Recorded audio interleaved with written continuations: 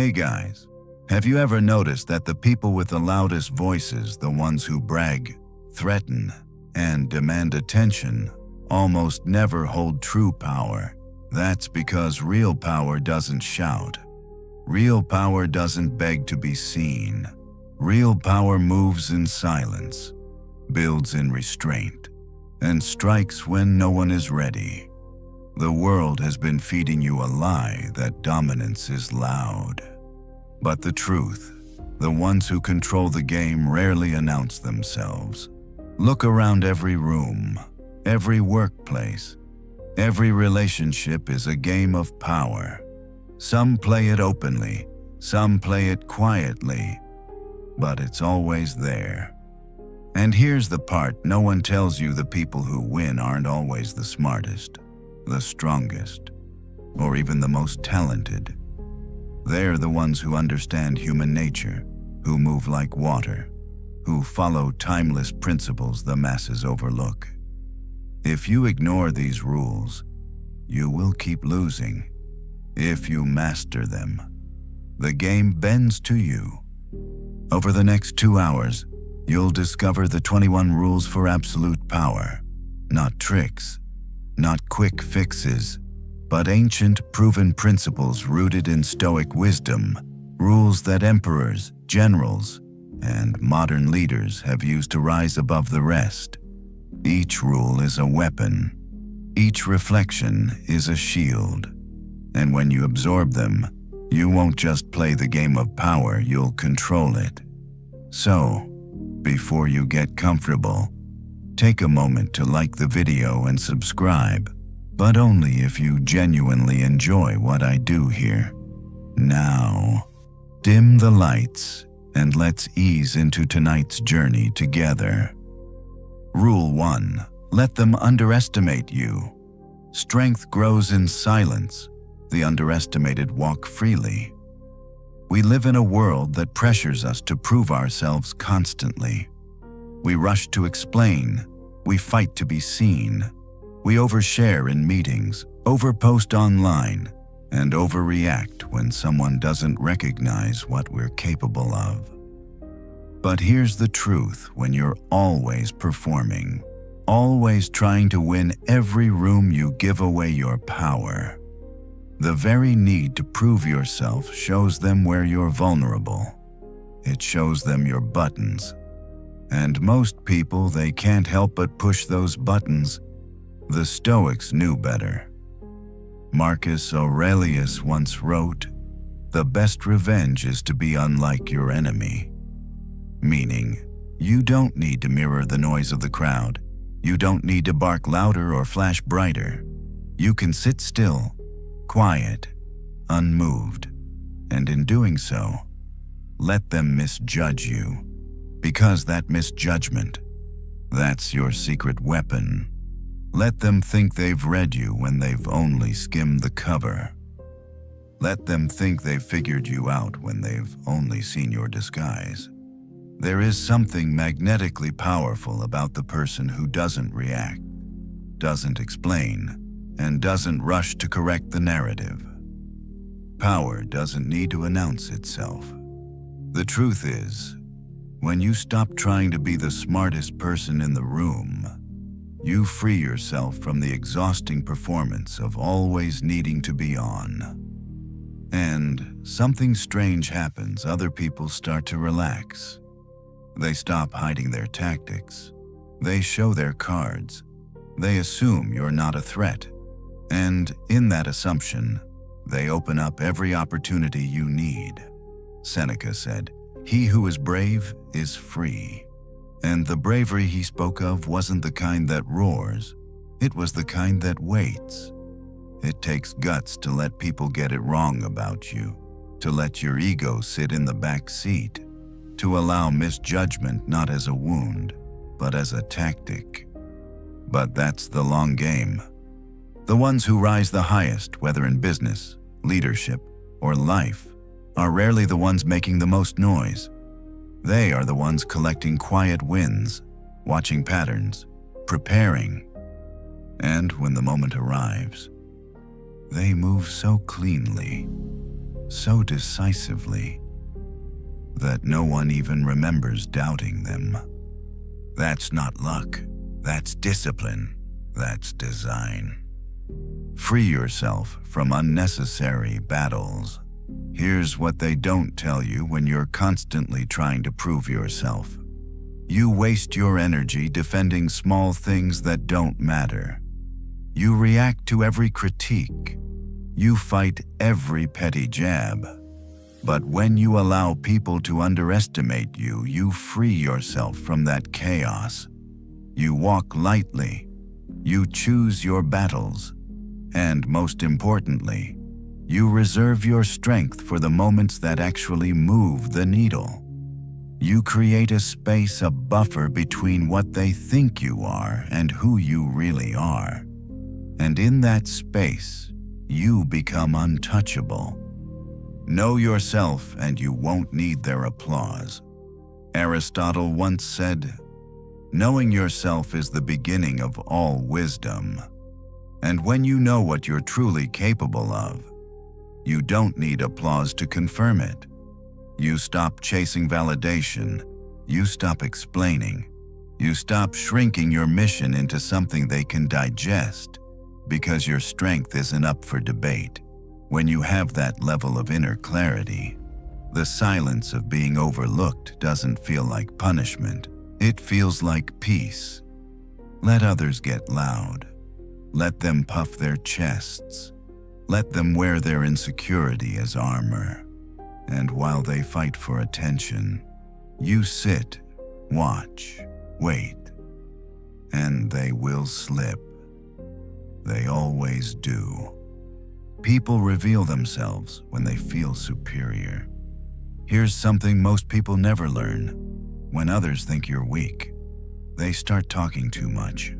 They get comfortable. They underestimate your awareness. And in their comfort, they make mistakes. Their ego needs to be seen. Yours doesn't. Plato once wrote, "Wise men speak because they have something to say. Fools because they have to say something." In the silence you keep, they'll fill the air with all the information you need to beat them later. You don't have to be cold. You don't have to be fake. You just have to be patient. Speak last and make it count. There's an undeniable weight to the words of someone who rarely speaks. If you've ever seen that person who holds the room with a single sentence, it's not because they have the loudest voice. It's because they wait until the moment matters. Letting people underestimate you doesn't mean playing small. It means playing smart. It doesn't mean hiding your strengths.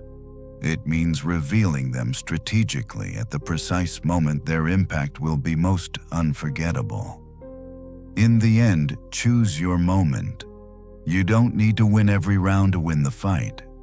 You don't need to win every meeting to win the company. You don't need to win every conversation to win the relationship. You just have to choose your moment. And when it comes, you won't have to announce it. The result will speak for you. Let them think they've got you figured out. Let them believe they're one step ahead. Smile, nod, watch. Because in the game of power, the one who sees more and says less is the one who wins. Rule 2. Charm beats truth. Hearts open faster than minds. Charm leads truth by the hand. Let me ask you something. Have you ever noticed that the person who gets promoted, who lands the deal, who commands the room, isn't always the one with the best ideas? It isn't always the sharpest mind, the hardest worker, or even the most qualified candidate. More often than not, it's the one who knows how to make people feel good in their presence. That's charm. It may sound unfair, but it's the quiet reality of human behavior. Facts might change someone's mind, but feelings change their behavior. And if you want real influence, you can't just be right. you have to be felt. The Stoic foundation of charm. Now, before we twist this into manipulation, let's get clear the Stoics themselves understood the power of presence. Marcus Aurelius wrote, "The soul becomes dyed with the color of its thoughts," meaning the way you think seeps into your very being. If your thoughts are rooted in calmness, kindness, and goodwill, people will feel it before you ever open your mouth.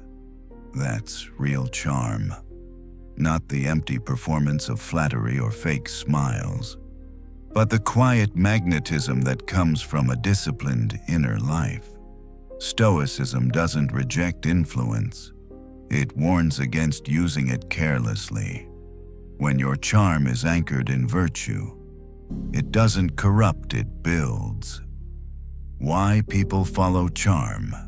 Before truth, think back to a time when you disagreed with someone, but you still respected them, maybe even liked them because of how they carried themselves. Maybe they smiled when others argued. Maybe they listened when others cut people off. Maybe they made you feel valued. Even in disagreement, that's charm in action. People are less persuaded by pure logic and more by the emotional frame in which that logic is delivered. Truth delivered cold feels like a blade it cuts, but it leaves scars. Truth wrapped in warmth feels like light it illuminates without burning. This is why charm often beats truth. It doesn't replace it. It clears the path for truth to be received. The psychology of charm. Carl Jung once said, "The meeting of two personalities is like the contact of two chemical substances, if there is any reaction. Both are transformed. Charm is that reaction. It's not about dominating a conversation, it's about creating an exchange where the other person feels seen. When someone feels respected, understood, and even uplifted by you, they lower their guard. And once the guard is lowered, you have access that no argument alone could grant you. Here's the paradox: people don't follow the one who's right. They follow the one who makes them feel right in their presence. Charm is a discipline, not a trick. Epictetus taught, "It's not what happens to you, but how you react to it that matters." Charm, at its highest level, is simply the art of reacting with self-control. When everyone else is tense, you remain calm. When others raise their voices, you lower yours. When the room grows hostile, you remain steady. That composure is more than personality, it's discipline, and discipline is rare. Rare things attract. Think of any heated conversation you've had. The person who stayed calm, you may not have agreed with them, but you respected them. Respect, over time, becomes trust, and trust becomes influence. The magnetic effect of warmth.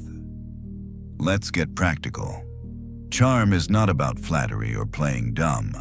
It's about deciding how you want people to feel after being around you. Do you want them to feel heard, encouraged, safe to express themselves, even in disagreement? You can leave people lighter than you found them. Seneca once wrote, "Wherever there is a human being, there is an opportunity for kindness." Charm is simply kindness refined into presence. It's kindness without weakness, warmth without neediness, composure without coldness. And when people feel safe in your presence, they let you guide them. Not because you force them to, but because they want you to. Why truth alone isn't enough. Now, don't mistake this: truth matters. Stoicism is built on living in alignment with truth. But raw truth without emotional intelligence often falls on deaf ears. Truth needs a vehicle, and that vehicle is charm. Truth without charm feels like confrontation. Charm without truth feels like manipulation. But truth delivered with charm, that feels like wisdom. That's the balance the Stoics point us toward. Modern examples. Think of leaders, mentors, or even public figures who shaped history. It wasn't only what they said, it was how they said it. Martin Luther King Jr.'s words carried truth, but his presence carried warmth and conviction that moved millions. On the other side of history, manipulative charm can deceive, but it rarely endures. Charm grounded in discipline outlasts charm grounded in deceit, because deceit eventually reveals itself. Integrity never has to. Charm opens the door. Truth holds the room. Here's the real insight. Charm beats truth, not because truth is weaker, but because charm opens the door that truth can walk through. Without charm, truth knocks and gets ignored. With charm, the door swings open. This is why the Stoic leader, the disciplined individual, must cultivate charm not as an act, but as a natural extension of their inner order.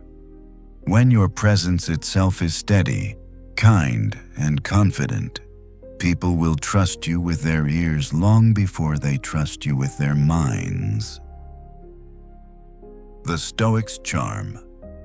So let me be clear, this isn't about being fake. It's not about smiling when you're angry, or pretending to agree when you don't. That's cowardice. Stoic charm is about self-command. It's about refusing to let your emotions spill out in ways that create chaos. It's about holding your frame so firmly that people feel steadier just by being around you. That is the kind of influence that doesn't fade. Because fear wears off, pressure breaks, but warmth, remembered kindness felt stays long after the words are gone.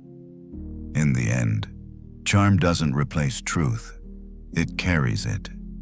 Charm doesn't manipulate, it guides. Charm doesn't weaken you, it magnifies you. When you stop trying to convince people you're good, and instead act in ways that feel good to them, you win their trust without asking. And once they've given you that trust, they'll follow your lead almost instinctively. That is influence. That is power. And that is why, in the art of Stoic power, charm will often beat truth. Rule 3. Be a mystery on purpose. What is hidden holds the greatest gravity. Have you ever met someone who seemed impossible to fully figure out? One moment they're open and engaging. The next, they're quiet and unreadable. And instead of losing interest, you found yourself thinking about them even more. That's the power of mystery. Mystery pulls attention without begging for it. It sparks curiosity without lifting a finger. It keeps you on someone's mind, even in your absence. And here's the truth: in a world where oversharing has become the norm, mystery has become magnetic. The Stoic foundation of restraint. The Stoics taught restraint in everything from emotions to desires to words. Epictetus advised, be silent for the most part, or say only what is necessary. This wasn't advice for monks living in isolation, it was practical strategy. Because the less you reveal, the harder you are to control. When people think they've fully mapped you out, they stop paying attention. But when you leave gaps, when you choose what to reveal, and when you create a tension that keeps their focus on you, mystery is not deception, it's discernment. It's wisdom in deciding which parts of yourself deserve the light and which deserve the peace of darkness. Why mystery works. Human psychology craves closure. The brain hates unanswered questions, unfinished patterns, incomplete stories. When someone doesn't reveal everything, your mind replays conversations, interprets silences, assigns meaning to gestures. Even small details become amplified because the mind is trying to fill the gaps. That's why mystery is powerful. It creates a loop in someone's head, one they can't easily turn off. And while they're still thinking about you, you've already moved on, free and unburdened. Mystery is gravity. It pulls without pushing. The dangers of oversharing. Today, oversharing is everywhere. Every thought posted, every feeling broadcasted, every detail of life uploaded for strangers to consume. And what happens? People become predictable, ordinary, forgettable. When you show too much too soon, you rob yourself of intrigue. You give people the illusion of knowing you fully. And when they think they know everything, curiosity dies, attention fades. The Stoic path is different. It values moderation, not hiding, not fabricating, but choosing wisely. You don't owe the world your whole story. Not everyone has earned that right.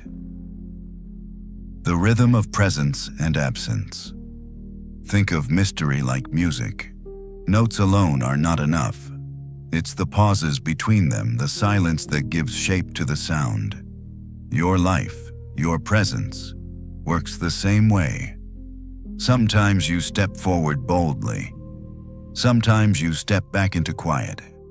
Sometimes you reveal. Sometimes you withhold. That rhythm keeps people engaged. It leaves them wondering, what's next?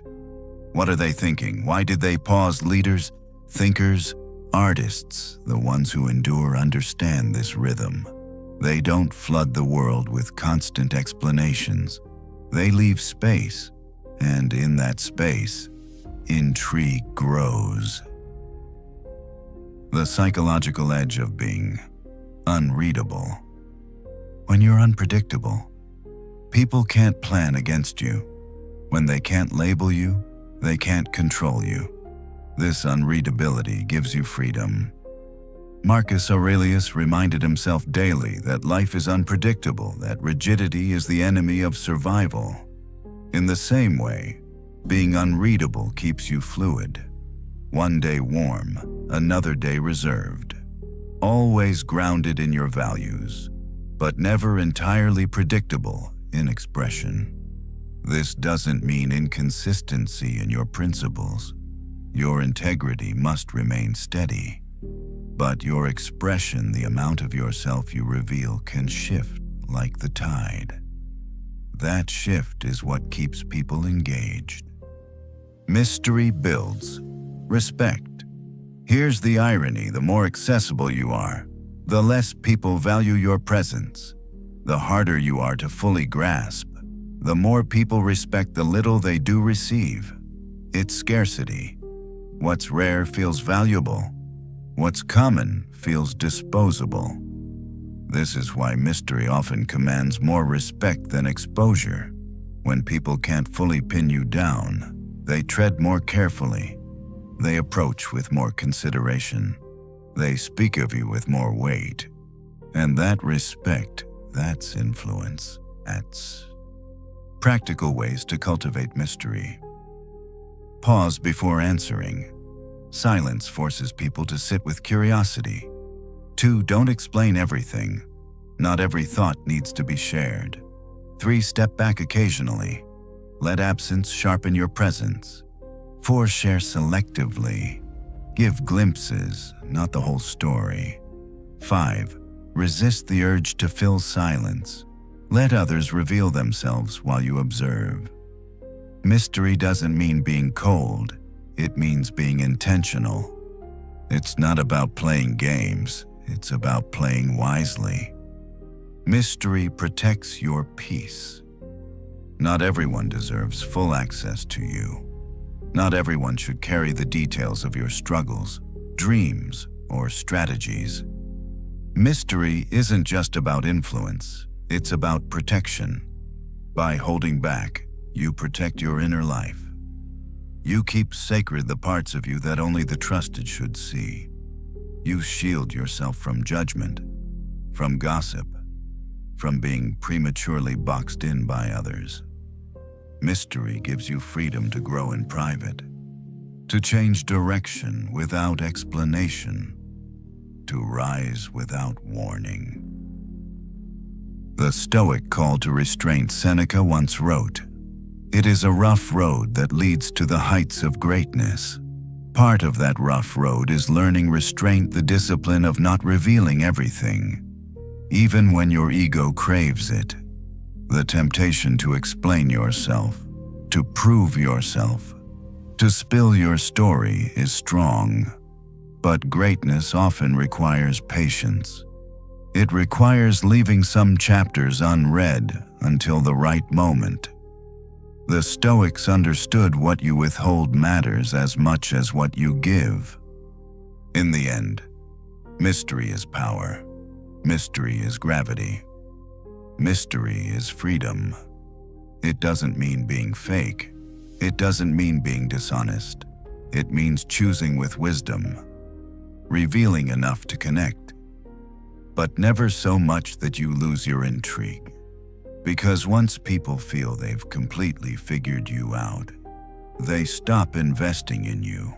But when they sense there's always more, always a deeper layer, they'll keep leaning closer.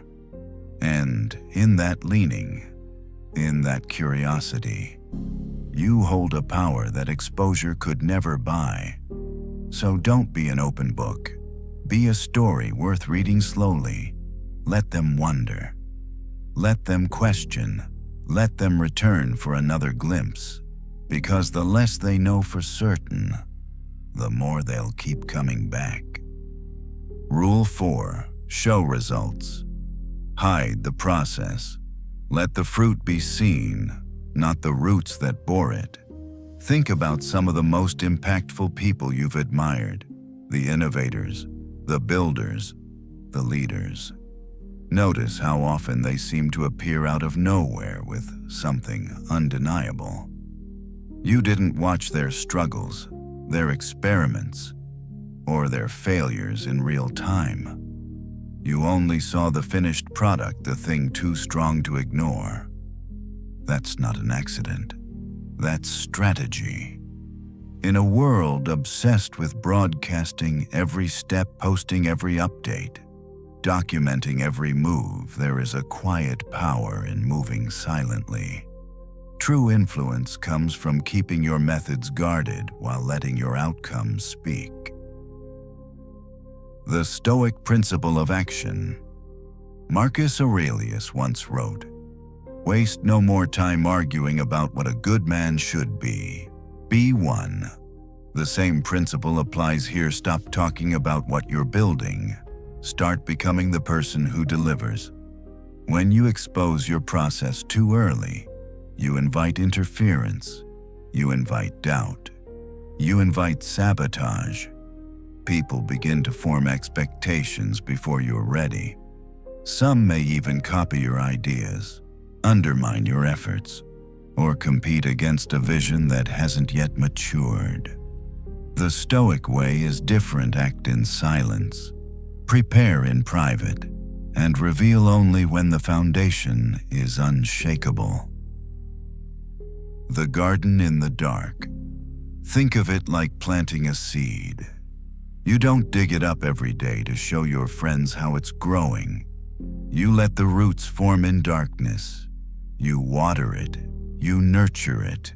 You protect it from the elements until it breaks the surface strong enough to stand on its own. Your projects, your goals, your ambitions are no different. If you keep pulling them from the soil for applause, you kill their chance to grow strong. Guard your process like a craftsman guards his tools. not because you're afraid of theft, but because you respect the craft. Freedom in privacy. Here's the hidden danger of oversharing your process. It tempts you to perform progress instead of making it. You start chasing the appearance of movement instead of the reality of it. You seek validation instead of clarity. But when you keep your process private, you free yourself. You can test ideas, make mistakes, shift direction, all without an audience watching. That freedom allows you to be honest with yourself, because you're not performing for applause. You're building for impact. As Epictetus taught, first say to yourself what you would be, then do what you have to do. Notice he didn't say, tell the world first. The element of surprise. There's also a psychological advantage to revealing only the finished result. When no one can track your every step, they can't prepare against you. They don't see you coming. And when you finally unveil what you've been working on, it lands with greater weight because it feels sudden, even though you've been building it patiently all along. Seneca put it this way: the greatest remedy for anger is delay. In this context, delay isn't about anger, it's about timing. Waiting until the right moment to reveal. The satisfaction of silence is multiplied by the shock of arrival. Control the story. Another reason to hide the process when you show the struggle. People interpret it for you. They form their own narrative about your failures, your doubts, your weaknesses, and those narratives stick. But when you only reveal the final product, you control the story. You decide how it's presented. You decide the frame.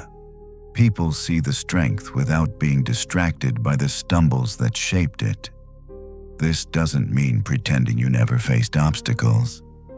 It means choosing when and how to share them, so the focus stays on what you built, not what broke you along the way. Silence as disruption. We live in a culture addicted to constant updates. Everyone is broadcasting, everyone is performing, which is exactly why silence is powerful. When you move without noise, people notice. They wonder. They speculate. Some underestimate you, assuming you've stopped moving entirely. Let them think that, because while they're busy guessing, you're busy building. And when the reveal comes, it resets how they see you. Overnight, their assumptions collapse.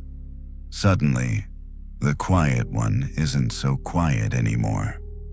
Practical applications. 1. Resist the urge to announce goals. Work first, announce later. 2. Delay sharing progress. Protect the vision until it's undeniable. 3. Create small circles of trust. Not everyone needs access to your drafts. 4. Use silence as strategy. Let people underestimate you while you prepare. 5. Reveal with impact. Make your results strong enough that they require no explanation. Examples in life and leadership. Look at companies like Apple. They don't live stream every prototype or broadcast every experiment. They work behind the curtain, revealing only when the product is polished and ready to stun the world. That secrecy creates weight. It creates drama. It makes the reveal unforgettable. Or think of personal success stories, the friend who didn't announce their fitness journey on social media every day, but 6 months later walked in transformed. The quiet classmate who never bragged, but at the reunion was leading a life everyone admired. Results outlast noise. The Stoics' discipline. The discipline to stay quiet is harder than the urge to share. Our egos want recognition. Our insecurities want reassurance. But Stoicism calls for restraint. It calls for aligning with action over appearance. Epictetus didn't need to convince others of his philosophy. He lived it. Marcus didn't preach about building inner strength. He practiced it in silence. Through every crisis, their results speak across centuries. That's the kind of weight you carry when you stop proving yourself step by step and let your outcomes speak when it matters. In the end, show the world your fruit, not your roots. Show the strength, not the struggle that grew it. Show the victory, not the rehearsal. Because when you hide the process, you give yourself freedom. You protect your focus. You shield your growth from judgment. And when the time is right, you strike with impact so undeniable that no one remembers doubting you. Don't chase applause for half-built ideas. Build in silence. Reveal in strength. Because the only proof you need is the result they can't ignore. Rule 5. Perfect isn't memorable. Flaws are polished blinds. Cracks invite the light. Think about the stories that stay with you. They aren't about people who lived spotless, unbroken lives. They're about those who stumbled, fell, and rose again. They're about leaders who bled, athletes who lost before they won, thinkers who wrestled with their doubts. Perfection might impress you for a moment, but it doesn't stick. It feels too distant, too untouchable. Flaws, on the other hand, make people lean in. They don't push them away. They pull them closer. Because in those cracks, people see themselves. Stoicism and the humanity of imperfection. The Stoics never worshipped perfection as flawlessness. They pursued virtue, which is different. Virtue meant aligning with reason, living with courage, acting with justice, and practicing self-control. It wasn't about looking flawless, it was about being real, being disciplined, and learning through struggle. Seneca once wrote, "Difficulties strengthen the mind, as labor does the body." Notice what he didn't say: that difficulties should be erased, hidden, or avoided. He said they strengthen, which means the very struggles that leave cracks in your armor are the things that give you strength. Why flaws connect more than perfection? Perfect people are admired but not trusted. Flawed people who endure are trusted and remembered. Why? Because authenticity resonates deeper than polish. When someone shows you only perfection, you instinctively distrust it. You know it's not real, because life is messy. But when someone owns their flaws, admits their failures, and still stands tall, you don't just admire them. You connect with them. And connection is power. Marcus Aurelius himself was an emperor. Yet his meditations are filled with admissions of weakness. He confessed his irritations, his temptations, his weariness. He didn't paint himself as flawless. He painted himself as human, struggling toward wisdom. That's why we still read him. His flaws didn't diminish his greatness, they made it unforgettable. The trap of chasing perfection. Chasing perfection is a trap. You polish until you erase what made you unique. You hide your mistakes until no one can relate to you. You present an image so airbrushed that people admire it from afar, but never step closer. And when they don't step closer, you lose influence. Charm without flaws feels like manipulation. Power without scars feels like tyranny. Beauty without cracks feels sterile. The Stoics remind us the purpose of life is not to appear flawless, it's to grow in virtue. Growth always leaves marks. Flaws as proof of resilience. Flaws are not weaknesses, they are proof. Proof that you've been tested. Proof that you endured. Proof that you didn't give up when most would have. Think of a warrior with scars. No one mocks those scars, they respect them, because scars are evidence of battles survived. Likewise, your imperfections, your setbacks, your failures, if you own them, become evidence of your resilience. Epictetus, born a slave and crippled by a master who broke his leg, didn't hide his condition, he transformed it into his philosophy. His flaw became his authority, his pain became his teaching. Flaws, owned with courage, are power. The magnetic pull of vulnerability. Vulnerability isn't weakness. Vulnerability, when paired with strength, is magnetism. When you reveal just enough of your imperfection, people feel safe around you. They no longer feel judged. They open up. They lean closer. This is why flawless people are admired from a distance, while flawed but resilient people are followed. We don't want perfect leaders. We want leaders who know pain, leaders who know loss, leaders who understand the struggle because they've lived it. That's why you remember not the untouchable, but the survivor, not the spotless, but the scarred. Practical applications. 1. Stop hiding every mistake. Share lessons when they're valuable, not when they're self-punishment. 2. Embrace scars as symbols, physical, emotional, professional. Let them remind you of your resilience. 3. Avoid over-editing, whether in art, work, or speech. Polish only until clarity, not until lifelessness. 4. Balance vulnerability with strength. Show flaws, but also show how you grew from them. 5. Remember, relatability is power. If people see themselves in you, they'll follow you further. Modern examples. Think of public figures who left a mark. Nelson Mandela spent 27 years in prison. That wasn't perfection, it was suffering. But that suffering became his story, and his story became his power. Or think of athletes like Michael Jordan.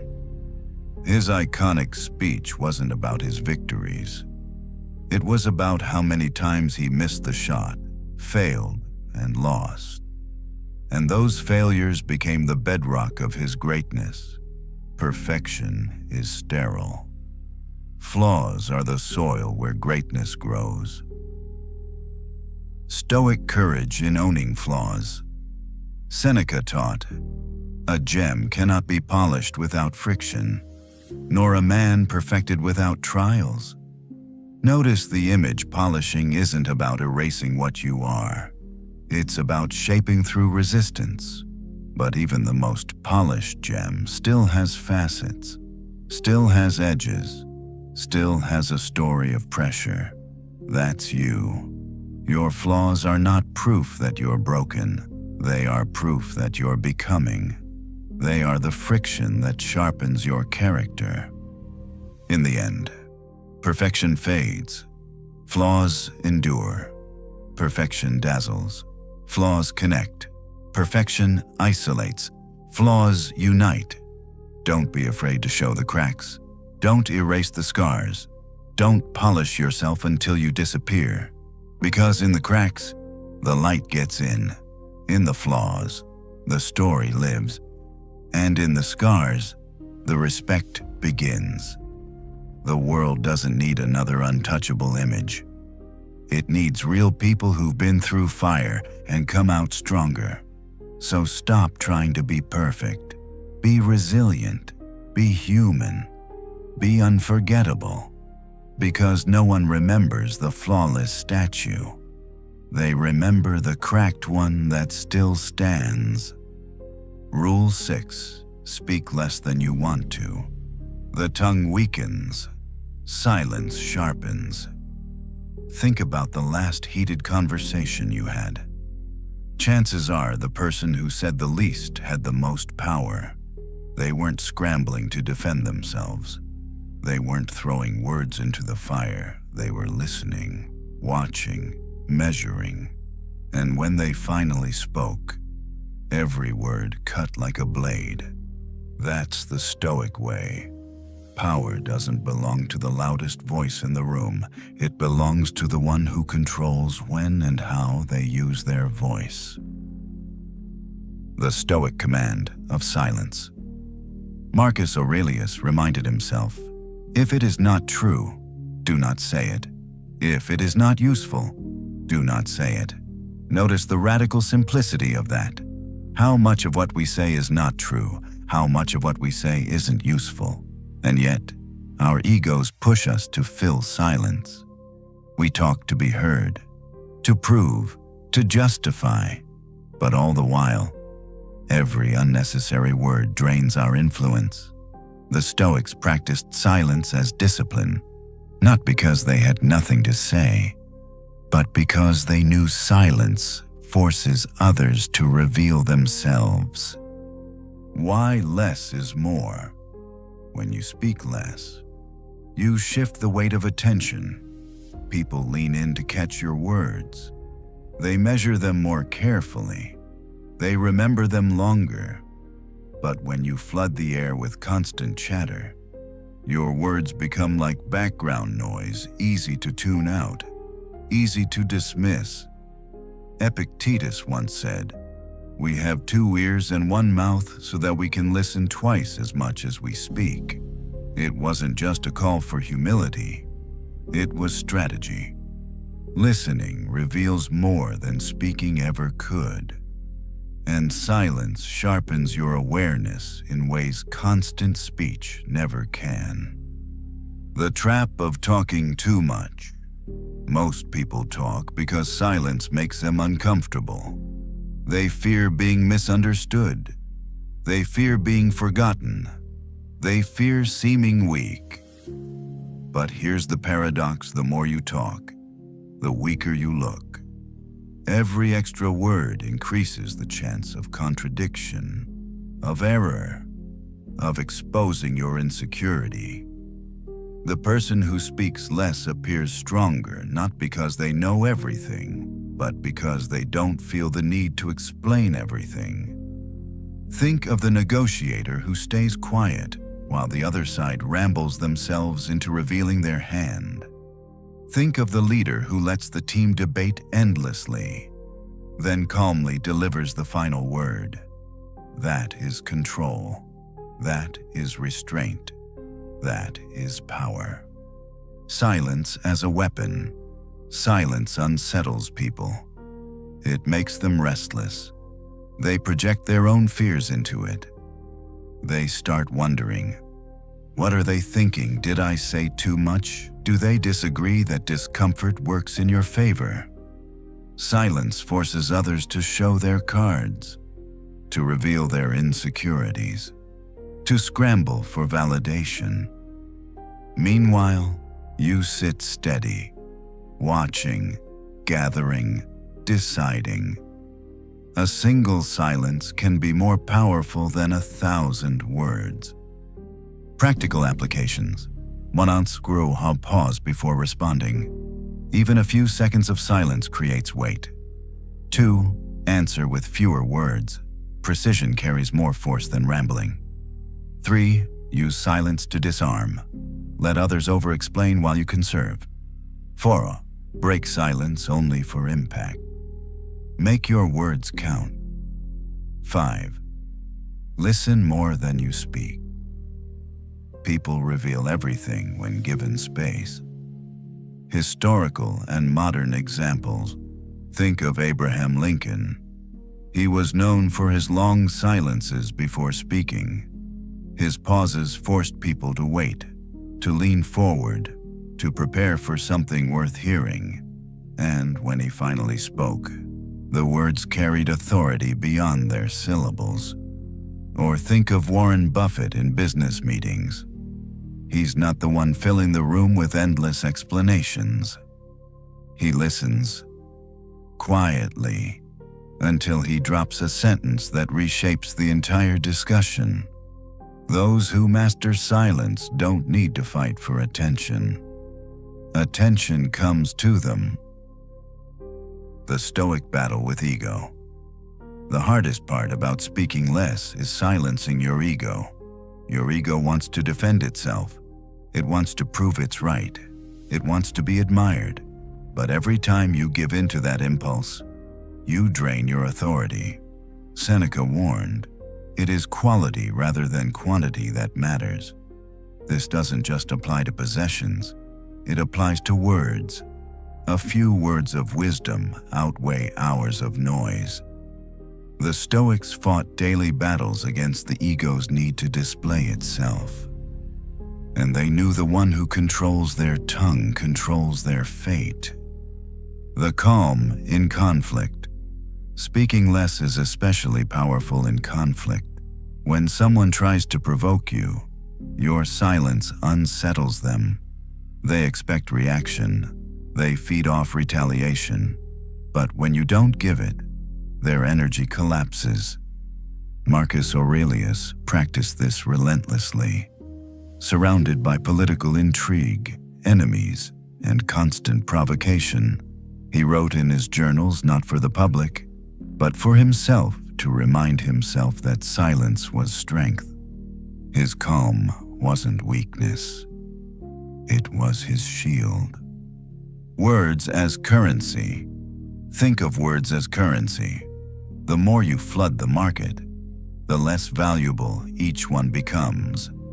But when you release them sparingly, strategically, each word gains weight. This is why the quiet person in the meeting can speak once and have more influence than the one who spoke 10 times. Their restraint raises the value of their contribution. Your words are currency. Spend them wisely. In the end, silence is power. Restraint is strength. And the fewer words you speak, the more gravity they carry. Don't fear silence. Don't rush to fill it. Don't dilute your influence with endless explanations. Instead, let your silence sharpen you. Let it unnerve others. Let it give weight to every word you finally choose to speak. Because in the game of power, it's not the one who says the most who wins. It's the one who speaks last and makes it count. Speak less than you want to. Listen more than they expect. And when you finally open your mouth, make it unforgettable. Rule 7. Blur friend and rival. Uncertainty disarms. Unreadability endures. Labels are easy. People want to put you in a box: ally or enemy, friend or competitor, safe or dangerous. Once they've labeled you, they act accordingly. They prepare against you if you're a rival, or they dismiss you if you're only a friend. Either way, they think they know you. But the person who cannot be labeled, the one who lives between categories, who remains unreadable, unpredictable, untamed, that person keeps everyone guessing. And when they guess, they give you attention. That's the strategy: blur the line between friend and rival. The Stoic advantage of adaptability. Marcus Aurelius wrote, "The impediment to action advances action. What stands in the way becomes the way." Adaptability was the Stoics' greatest shield. Life shifts, people change, battles evolve. If you lock yourself into one rigid role, you limit yourself. But when you flow between roles, you disarm expectation. One day you're an ally, offering warmth, listening, supporting. Another day you're a competitor, refusing to yield ground. One moment soft, another moment firm. Always steady in your values. but never predictable in your stance. This adaptability keeps you from being controlled, because no one ever fully knows how to handle you. Why being unreadable is power. Predictable people are easy to manage. Their friends take them for granted. Their rivals prepare counter-moves before they even act. But when your position is blurred, others tread carefully. They hold back. They wonder, is this person really with me, against me, neutral? What's their angle? That uncertainty gives you leverage. People invest energy trying to figure you out. And while they're busy analyzing, you stay free to choose your moment. Uncertainty keeps you relevant. Predictability makes you disposable. Balance between warmth and edge. This doesn't mean you pretend or deceive. It means you balance warmth with edge. You are friendly enough to be included, respected enough to be trusted, but sharp enough that no one feels fully safe. That balance is magnetic. Carl Jung called this the union of opposites, the tension between shadow and light. A person who embodies both is whole. People sense that wholeness, and they lean closer because it unsettles them in the best way. If you are always nice, you'll be dismissed. If you are always tough, you'll be resisted. But if you live in the space between, you'll be remembered. The trap of over-identification. Many people trap themselves by over-identifying with one role. The loyal friend who bends until they break. The eternal rival who fights every battle until they exhaust themselves. Both become predictable, and predictability is weakness. The Stoics avoided this by grounding themselves not in roles, but in principles. They asked, what is just, what is wise, what is courageous, what is disciplined? Their identity was tied to virtue, not a social label. That allowed them to act freely without betraying themselves. When you live by principles, you can be both ally and rival because your allegiance isn't to a role. It's to truth. Practical applications. 1 months 2. Don't declare loyalty too quickly. Let others earn it. 2. Be supportive without being dependent. Give warmth but maintain edge. 3. Refuse easy labels. Surprise people with your choices. 4. Act from principles, not roles. This gives you freedom to shift without guilt. 5. Keep them guessing. A little unpredictability preserves respect. Historical and modern examples. Julius Caesar blurred lines constantly. He was both a friend to the Senate and its rival, both generous and ruthless. That duality gave him leverage, because no one ever fully knew where he stood until it was too late. In modern life, think of entrepreneurs like Steve Jobs. He could be warm and inspiring one day, sharp and cutting the next. Love him or hate him, you couldn't ignore him.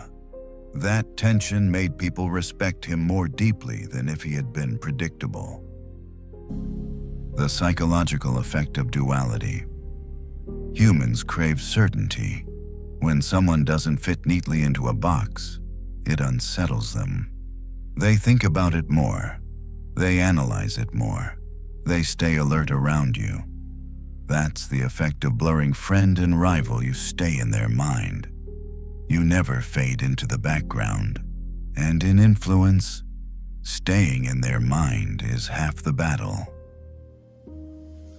Stoic courage. In Walking the Line, Seneca wrote, "Associate with people who are likely to improve you." Notice he didn't say to associate only with friends. Sometimes rivals improve you more than allies. Sometimes the tension of competition sharpens you more than the comfort of loyalty. By blurring the line, You open yourself to both the warmth of alliance and the sharpening of rivalry. And that balance is what keeps you growing. In the end, don't let them label you. Don't let them box you in. Don't be the predictable friend who's always safe, or the predictable rival who's always hostile. Be both. Be neither. Be fluid. Be free. Because the unreadable person commands attention, the unpredictable person commands respect, and the one who lives between friend and rival is the one no one can ever fully control. Uncertainty disarms. Unreadability endures. And if they can't figure you out, they'll never forget you. Rule 8. Make them comfortable before you move. Ease melts defenses faster than force. Think about the time someone surprised you not with an attack, but with kindness. At first, you let your guard down. You relaxed. You stopped preparing to defend yourself. And in that state of comfort, you were more open than you realized. That's the principle here before you act. Before you advance, before you claim your ground, you make people comfortable. You soothe their suspicion. You lower their defenses. Then, when the moment comes, you move with little resistance. Stoicism and the Power of Calm. Marcus Aurelius once wrote, "If it is not right, do not do it. If it is not true, do not say it." This wasn't just about morality. It was about alignment. A person aligned with themselves moves calmly, never with frenzy, and calmness is contagious. When you stay composed, others naturally mirror your energy. If you're tense, they tense. If you're relaxed, they relax. The Stoic knew that power isn't in aggression, it's in composure. Composure gives you entry where hostility closes doors. Why comfort is strategic. People rarely act logically when they feel threatened. Fear makes them defensive. Suspicion makes them resistant. If you approach with force, they shut down. But if you create comfort, if you let them feel safe, they stop resisting. Comfort disarms suspicion. Suspicion is like a locked door. The harder you push, the harder it resists. But comfort is the key that quietly opens it. Carl Jung said, "Knowing your own darkness is the best method for dealing with the darkness of other people." If you know your ambition, your intensity, your drive, you can soften its edges when you approach others. Not to deceive them, but to prevent them from projecting fear onto you. The psychology of ease. Humans crave safety. When someone feels safe around you, they open up, they share, they relax their vigilance, and once they relax, they reveal their true selves. That's when you learn the most. Charm without comfort feels fake. Authority without comfort feels threatening. But authority with comfort, that's when people not only accept your presence, they welcome it. This doesn't mean becoming overly agreeable. It means learning how to set the stage so that when you act, there is no unnecessary resistance. The trap of aggression. Most people think power means being loud, forceful, dominant, but aggression creates pushback. It burns bridges before they're even built. The Stoics warned against this. Epictetus taught, "No great thing is created suddenly." If you rush in, demanding, forcing, threatening, you may get a short-term win, but you destroy long-term influence. Comfort is the opposite. It builds the foundation for movements that last. Practical applications. 1. Bird lead with calm energy. Enter rooms with composure, not force. 2. Disarm with kindness. Genuine warmth removes suspicion faster than argument. 3. Listen first. Let others feel seen before you make your move. 4. Soften before you sharpen. Ease creates space for impact. 5. Approach strategically. Make others feel safe until the moment matters. Historical and modern examples. Julius Caesar was ruthless when he needed to be, but notice how often he approached rivals with comfort first. He pardoned enemies, welcomed them, made them feel safe, then used that trust to stabilize his power. In modern life, think of negotiators. The best negotiators don't storm in with demands. They build rapport. They ease the tension. They make the other side feel heard.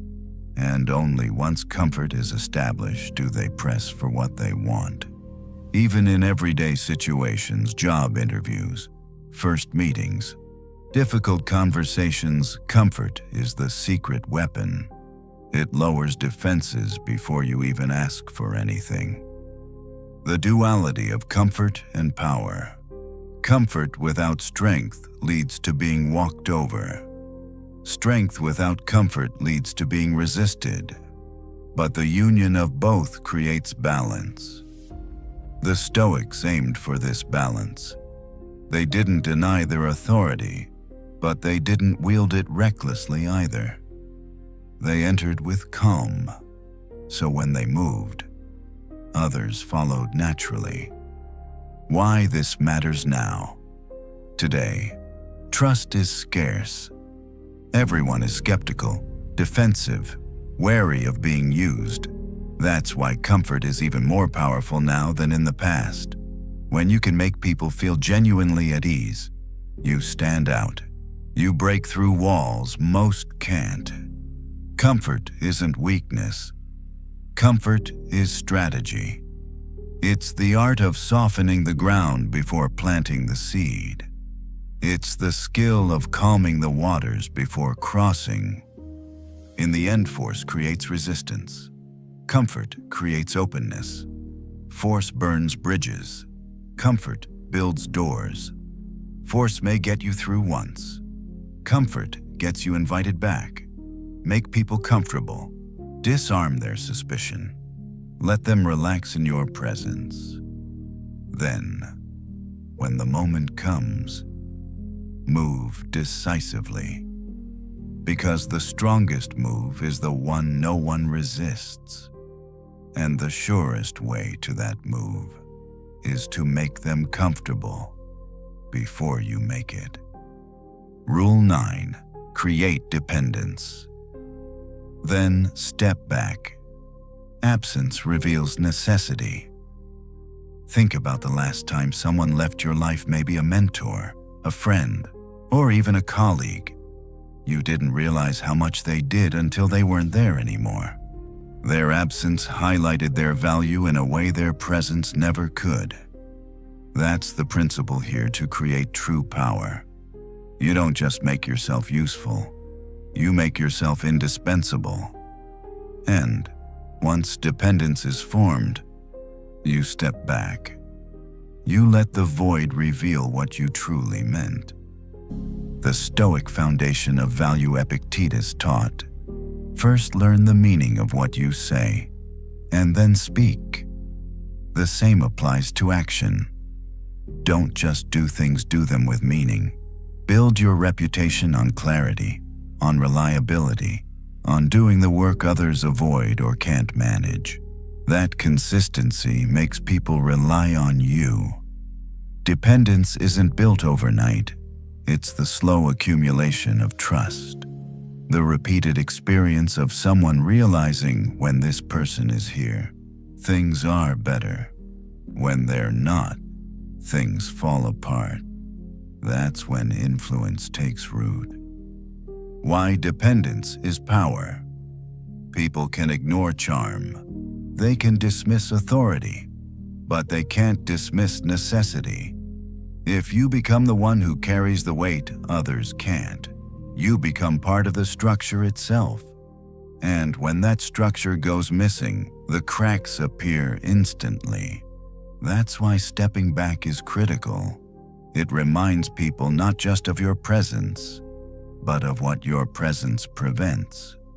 Seneca wrote, "A gem cannot be polished without friction, nor a man perfected without trials."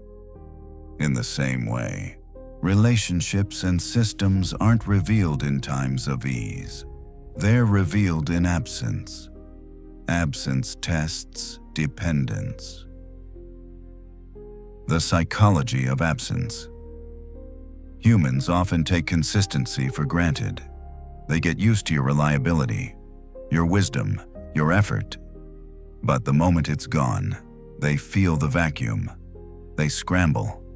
They realize what they dismissed was actually the glue holding things together. This is why stepping back is powerful, not as a punishment, not as manipulation, but as a way to let people feel the weight of your contribution. Absence creates clarity. Avoiding the trap of overgiving. There's a danger in constantly being present. When you give endlessly, people adapt. They stop noticing, they expect it, and soon, they stop respecting it. The Stoic approach is balance. Give enough to create value, but not so much that it becomes invisible. Step back often enough to remind people that what you provide isn't automatic, it's chosen. If you never step back, your presence becomes background noise. If you vanish entirely, your relevance fades. The power lies in rhythm. Provide. Step back, return. Practical applications. Be consistent in key areas. Create reliability where others falter. 2. Identify what only you can provide. Specialize in value that can't be replaced. 3. Don't overextend. Leave space for absence to be felt. 4. Step back strategically. Absence sharpens appreciation. 5. Return stronger. When you reappear, your value is undeniable. Historical and modern examples. Marcus Aurelius was the emperor, but he often withdrew into writing and reflection. His absence from daily quarrels forced his generals and senators to carry responsibility, and in doing so, they recognized his wisdom when he returned. His silence was as powerful as his commands. In modern business, consider Steve Jobs. When he was ousted from Apple, the company drifted. His absence revealed his vision was the backbone of the brand. And when he returned, the appreciation of his value was magnified tenfold. Absence doesn't weaken the truly valuable, it magnifies them. Dependence without desperation. Be careful. Dependence doesn't mean clinging or making yourself the only answer. That's desperation. True Stoic power is independence with independence. You're strong enough to stand alone, but valuable enough that others want you close. Carl Jung observed, "The privilege of a lifetime is to become who you truly are. When you refine your strengths, when you master your craft, when you live with discipline, you naturally become someone others depend on. Not because you forced it, but because you've become reliable in a world full of inconsistency." The balance of presence and withdrawal. The danger of being too present is invisibility. The danger of being too absent is irrelevance. The balance is this: give generously, then withdraw strategically. That rhythm keeps people aware of your weight. Think of it like breath. Inhale, exhale, presence, absence. Both are needed for life. Both are needed for influence. Stoic self-control. At the heart of this rule is self-control. It's tempting to keep showing up, to keep proving yourself, to keep being there. But restraint, the choice to step back, is what creates power. Marcus Aurelius wrote, "If it is not right, do not do it. If it is not true, do not say it. In the same spirit, if it's not necessary, don't always show up. Let your absence speak. Let it teach. Let it prove your value louder than your presence ever could." In the end, dependence is built through consistency. Power is revealed through absence. Don't just make yourself useful. Make yourself irreplaceable. And when the moment comes, step back. Let the silence speak. Let the void show them the truth. Because absence isn't weakness. Absence is proof. Absence is the echo of your necessity. And when they feel it, when they struggle without you, when they realize what they lost, that's when your power becomes undeniable. Absence reveals necessity. Create dependence. Then step back. Rule 10. The debt. They can't forget. A rare gift binds longer than chains. Think back to a time when someone helped you in a way you didn't expect. Not just a favor, but the right act at the right moment. Maybe they stepped in when you were stuck. Maybe they gave you an opportunity no one else would. That kind of gift stays with you.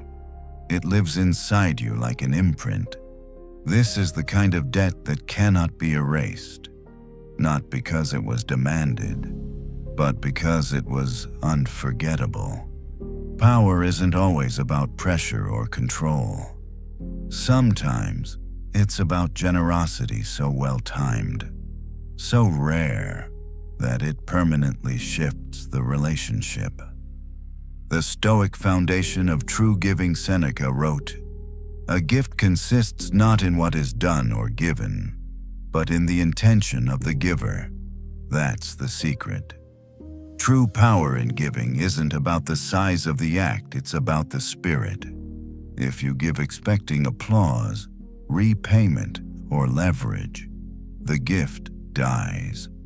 But when you give selflessly, when you help because you can, when you offer without demand, that moment brands itself on the other person's conscience. They will never forget it, even if you never mention it again. Why some debts last forever? Ordinary favors fade quickly. People forget small gestures. They rationalize them away. But extraordinary help, especially when it comes at the exact moment someone needs it, lodges deep in their memory. That's why timing matters more than scale. A simple kindness delivered at a crucial moment can bind someone to you far stronger than a grand gesture given at the wrong time. It's not about being transactional. It's about being present, aware, and willing to act when others turn away. That's what makes it unforgettable. The psychology of unspoken debt. Here's the paradox. The more you remind someone of what you've done for them, the faster they resent you. Gratitude fades under pressure. But when you never bring it up, when you let the gift live in silence, the other person carries it in their own conscience. They can't shake it. They replay it. They feel the weight of it without you saying a word. That's why the debt they can't forget is always the unspoken one. Stoicism reminds us that power isn't in demanding recognition. It's in quiet strength.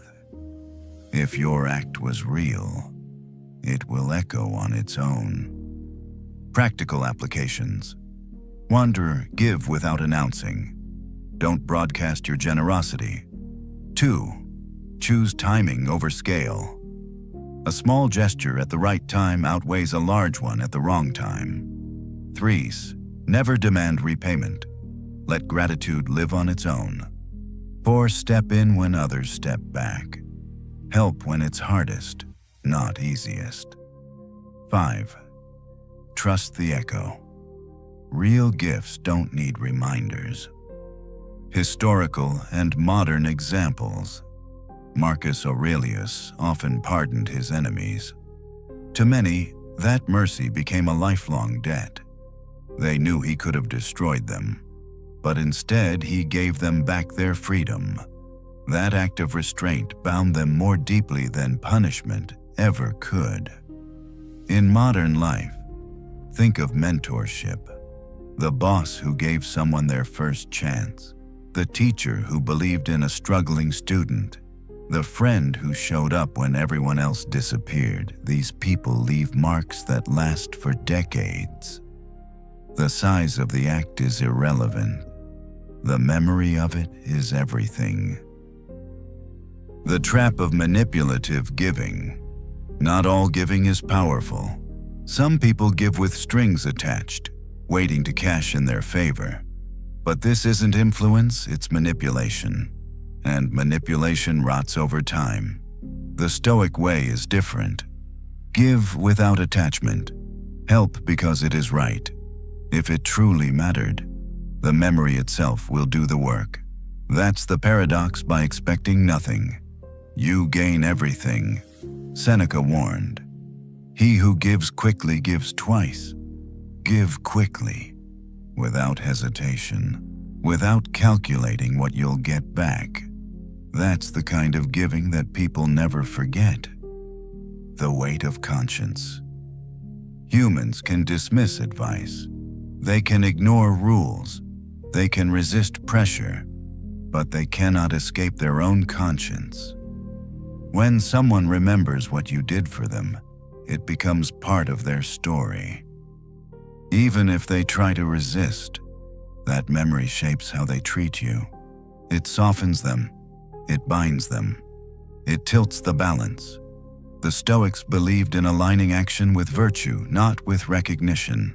And in doing so, they left debts that outlasted their lives. Marcus Aurelius, centuries later, is still remembered not for what he demanded, but for what he gave. The balance of strength and mercy. A true test of power is knowing when to crush and when to pardon, when to demand and when to give. Sometimes mercy is the most strategic move. Sometimes generosity builds loyalty where force builds rebellion. That's why the Stoics leaned on discipline. They didn't give from weakness, they gave from strength. And strength makes gifts powerful. When you help someone even though you don't need to, they know it came from choice, not desperation.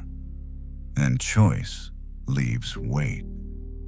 In the end, favors fade, manipulation fails, but a gift, freely given at the right moment, binds forever. Don't give for applause. Don't give for leverage. Give because it's right. Give because you can. And then walk away. Because the debt that cannot be forgotten is the one you never mention again. It lives in silence. It grows in conscience. And it shapes loyalty in ways demand never could.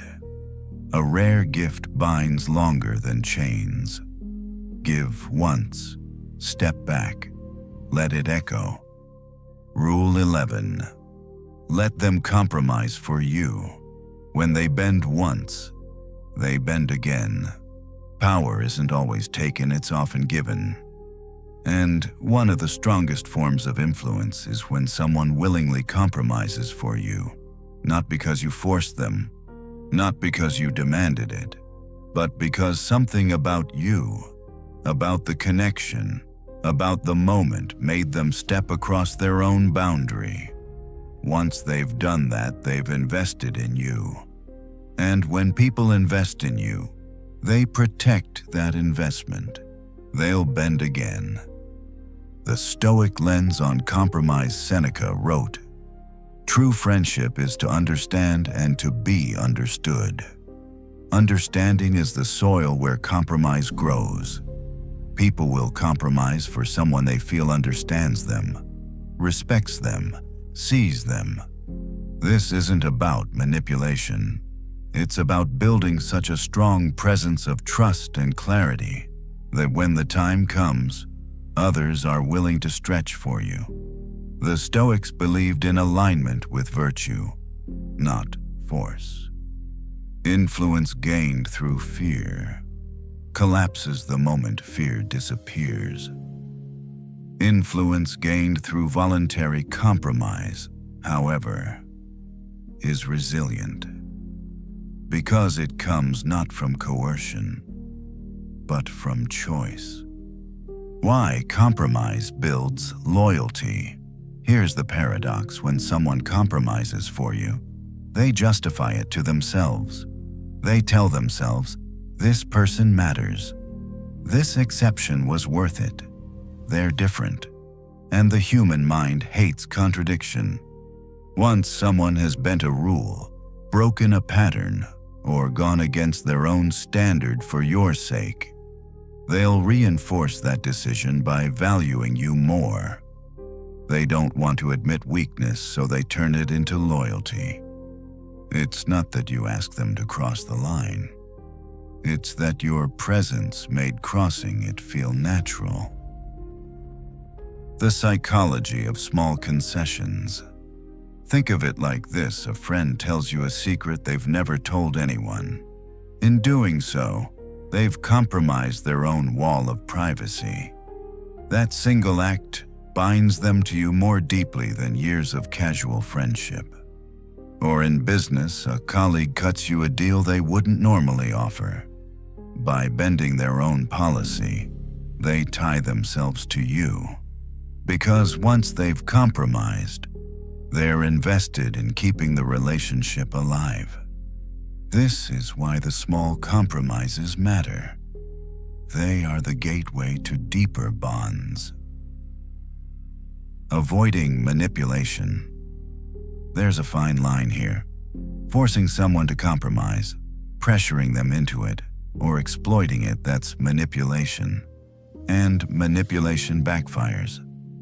The Stoic approach is different. It's about being steady, disciplined, trustworthy.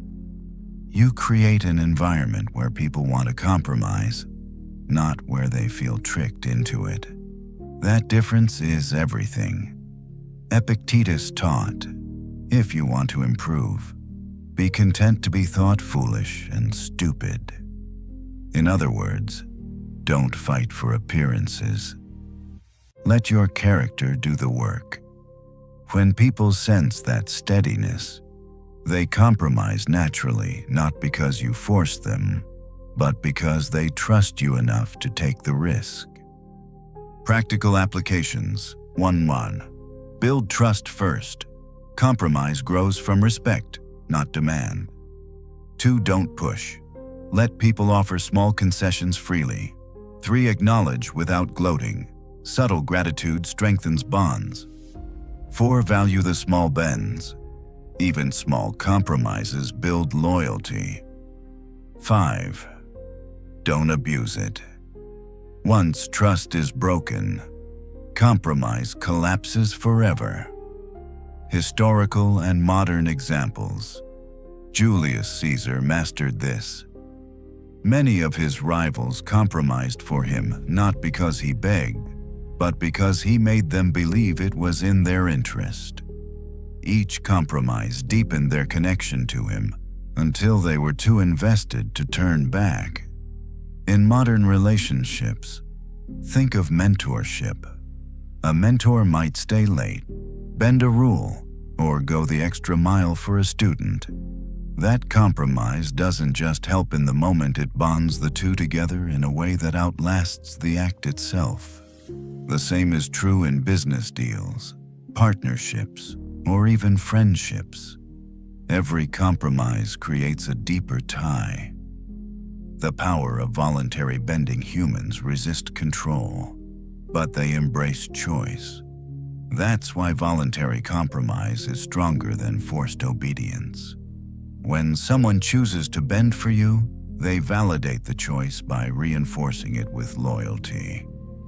Carl Jung noted, "You are what you do, not what you say you'll do."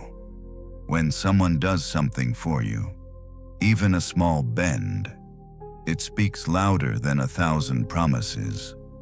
And because they acted, their investment is real. The Stoics' edge. The Stoics understood that you can't control others, but you can shape the environment. If you live with discipline, speak with restraint, act with integrity, people feel safer around you. And in that safety, they compromise. Marcus Aurelius didn't command loyalty only through his role as emperor. He commanded it through his presence, his fairness, his balance. People bent for him not just because they had to, but because they wanted to. That's what makes influence last. In the end, power isn't always about forcing people to follow. Sometimes it's about letting them choose to bend.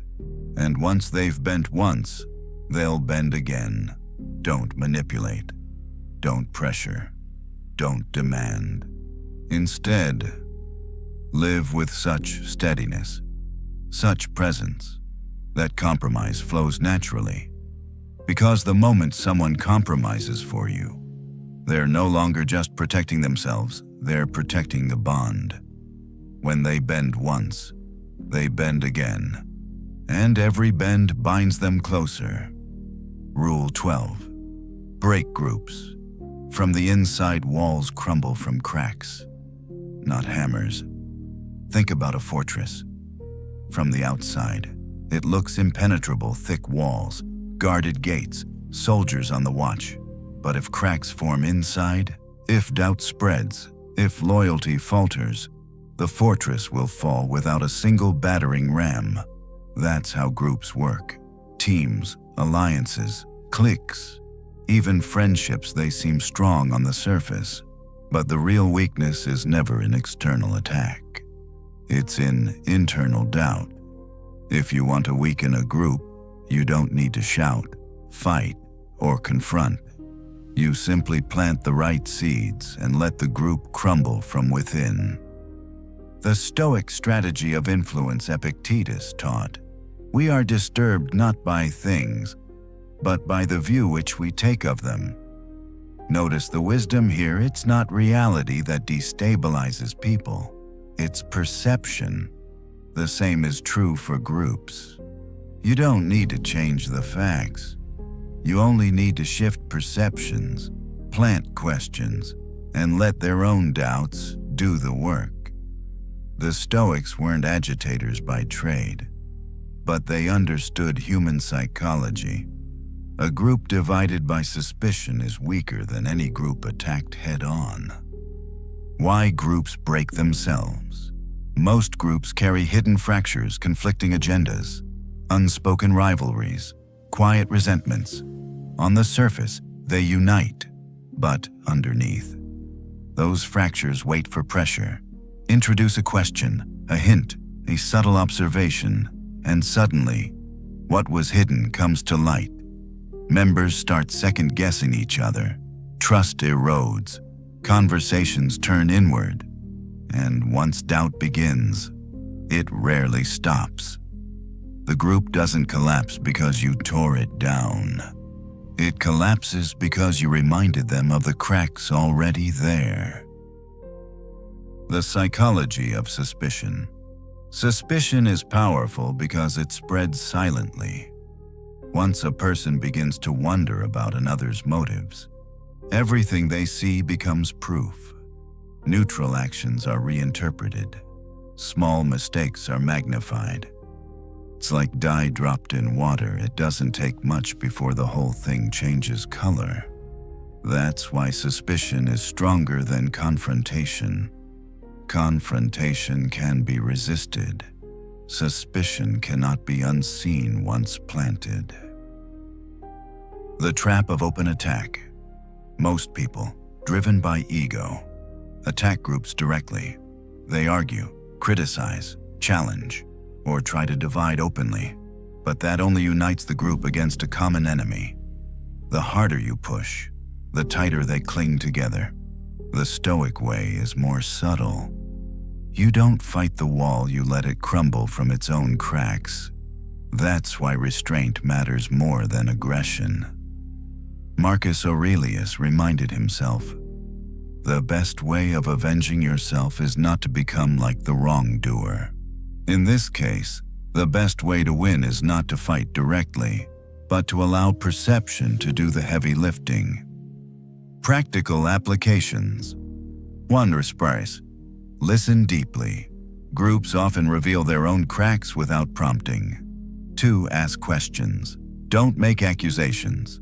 A simple, "Do you think that's fair?" can spark doubt more effectively than outright criticism. 3. Magnify existing tensions. Notice where trust is thin and gently highlight it. 4. Stay neutral outwardly. If you seem invested, suspicion turns to you. 5. Let silence do the work. Once planted, doubt grows without further effort. Historical and modern examples. Julius Caesar didn't conquer only with armies, he conquered with division. He broke alliances inside the Senate by supporting one side subtly, then the other, letting mistrust dissolve unity. He didn't need to attack every rival, he let rivals weaken themselves. In modern politics or business, the same principle plays out. Companies don't always lose to competitors. They collapse because of infighting, scandals, mistrust inside leadership. Often, a single doubt is enough to turn allies into adversaries. Why this works? Humans crave trust, but trust is fragile. Once fractured, it's rarely restored to full strength. That's why suspicion is so effective. It doesn't need proof, it just needs repetition. Carl Jung wrote, "Until you make the unconscious conscious, it will direct your life and you will call it fate." Suspicion works the same way. Once someone's unconscious doubt is made conscious, they can no longer ignore it. And it begins to direct their actions, often in ways that destroy the very group they thought they were protecting. The Stoic warning. But here's the Stoic warning: don't wield this principle carelessly. Division can be powerful, but it can also be destructive to yourself if misused. If you sow suspicion everywhere, you'll eventually drown in mistrust too. The Stoics valued unity where virtue lived. They used doubt as a tool only when a group was unjust, corrupt, or standing in the way of progress. To break every group for selfish gain is to poison your own path. Marcus Aurelius advised, "What is not good for the swarm is not good for the bee," meaning, division is only wise when the hive itself is diseased. Otherwise, you destroy not just them, but yourself. In the end, walls don't need hammers, they need cracks. Groups don't need battles, they need suspicion. When you want to weaken an alliance, don't fight it head on. Observe. Listen. Plant the smallest seed of doubt where it already exists. Then step back, because suspicion spreads faster than fire. And once trust collapses, the group will crumble without you lifting another finger. Walls crumble from cracks, not hammers. Plant the doubt, let it grow. Watch the fortress fall from within. Rule 13. Reflect their doubts. Back at them mirror their shadow, and they'll trust the reflection. Every person carries doubts. Some show them openly, but most bury them deep, covering insecurity with pride, confidence, or aggression. Yet even the strongest people are haunted by private fears. Am I enough? Do they trust me? Am I losing control?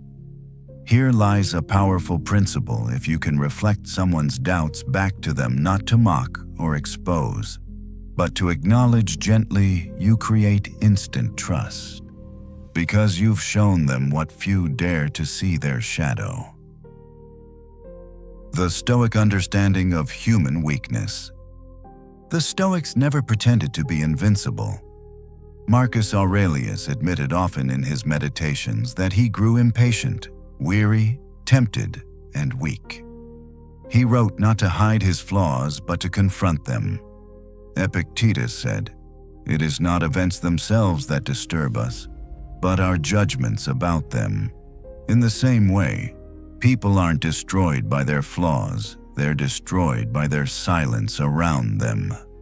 When someone else acknowledges the unspoken, the weight is lifted, and trust is built. Reflecting doubts is not exploitation, it's recognition. It's saying, "I see you, not just your strength, but also your shadow, and I don't judge you for it." Why reflection creates trust? When people sense you understand not just their words, but their worries, they lean closer. Most of the world either ignores their insecurities or tries to exploit them. But someone who simply mirrors them back with empathy becomes rare, safe, unforgettable. Carl Jung called this the shadow, the parts of ourselves we repress or deny.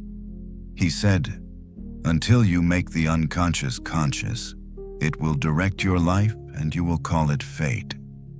By reflecting doubts back at someone, you help them make the unconscious conscious. And in that moment, they feel seen in a way few ever provide. The psychology of mirroring. People are naturally drawn to mirrors.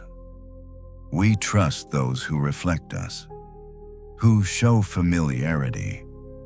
This is why we feel comfortable with people who share our habits, our tone, our energy. But the deepest form of mirroring is not repeating words. It's reflecting feelings, especially the ones people try to hide. When you gently echo someone's fear, "I can see this decision has been weighing on you," or "It seems like you're not sure about that choice," you break through the surface. They realize you understand me, and trust is born. The danger of exposure. Be careful. Reflecting doubts is not the same as exposing them. Exposure embarrasses. Reflection validates. If you expose someone's insecurity to others, you humiliate them. They'll hate you for it. But if you reflect it quietly, with respect, they'll trust you more deeply, because you've shown you see the whole of them, and you didn't weaponize it. That restraint is what makes it powerful. Practical applications. 1. Ramanmer. Listen deeply. Don't just hear words, listen for the fears underneath. 2. Mirror gently. Reflect feelings in soft language, not accusations. 3. Never humiliate. Keep reflections private, never public. 4. Validate. Don't exploit. The goal is trust, not leverage. 5. Balance with respect. Always mirror strength alongside doubt. Historical and modern examples. Marcus Aurelius didn't shy away from addressing his soldiers' fears. He reminded them openly that death was certain, that hardship was real, and that courage meant facing these truths. By acknowledging doubts, he earned their loyalty. In modern leadership, the best mentors do the same. They don't dismiss their team's insecurities. They acknowledge them. Yes, this project is daunting. Yes, mistakes will happen, but we'll grow stronger through it. That honesty reflects doubts back in a way that builds confidence. Even in personal relationships, this principle holds. The friend who says, "I know you're worried about failing, but I believe in you anyway." builds a bond far deeper than the one who ignores your fear. The Stoic courage to see clearly. The Stoics practiced brutal self-examination. They asked, where am I weak? Where am I slipping? Where am I deceiving myself by facing their own shadows? They trained themselves to recognize the shadows in others. Seneca wrote, "Most powerful is he who has himself in his own power. When you know your own doubts, you won't fear theirs. And when you reflect their doubts back, you won't do it from superiority but from shared humanity. That's what creates real influence." The bond of vulnerability. Vulnerability is magnetic, not weakness, but the courage to admit weakness. When you reflect someone's doubts, you invite them into that space, and once they've shared their doubts with you, they feel safer, they feel lighter, they feel bonded. This is why confession has been such a powerful practice throughout history, not just in religion, but in philosophy, therapy, and even friendships. Being seen fully creates loyalty. In the end, most people wear masks. They hide their fears, their insecurities, their shadows. But the one who sees through the mask and reflects it back without judgment, that person earns trust that lasts a lifetime. Don't expose, don't exploit. Reflect, mirror their shadow. Acknowledge their doubts, validate their humanity, and in doing so, you'll create bonds deeper than fear, stronger than force, and more lasting than any bargain.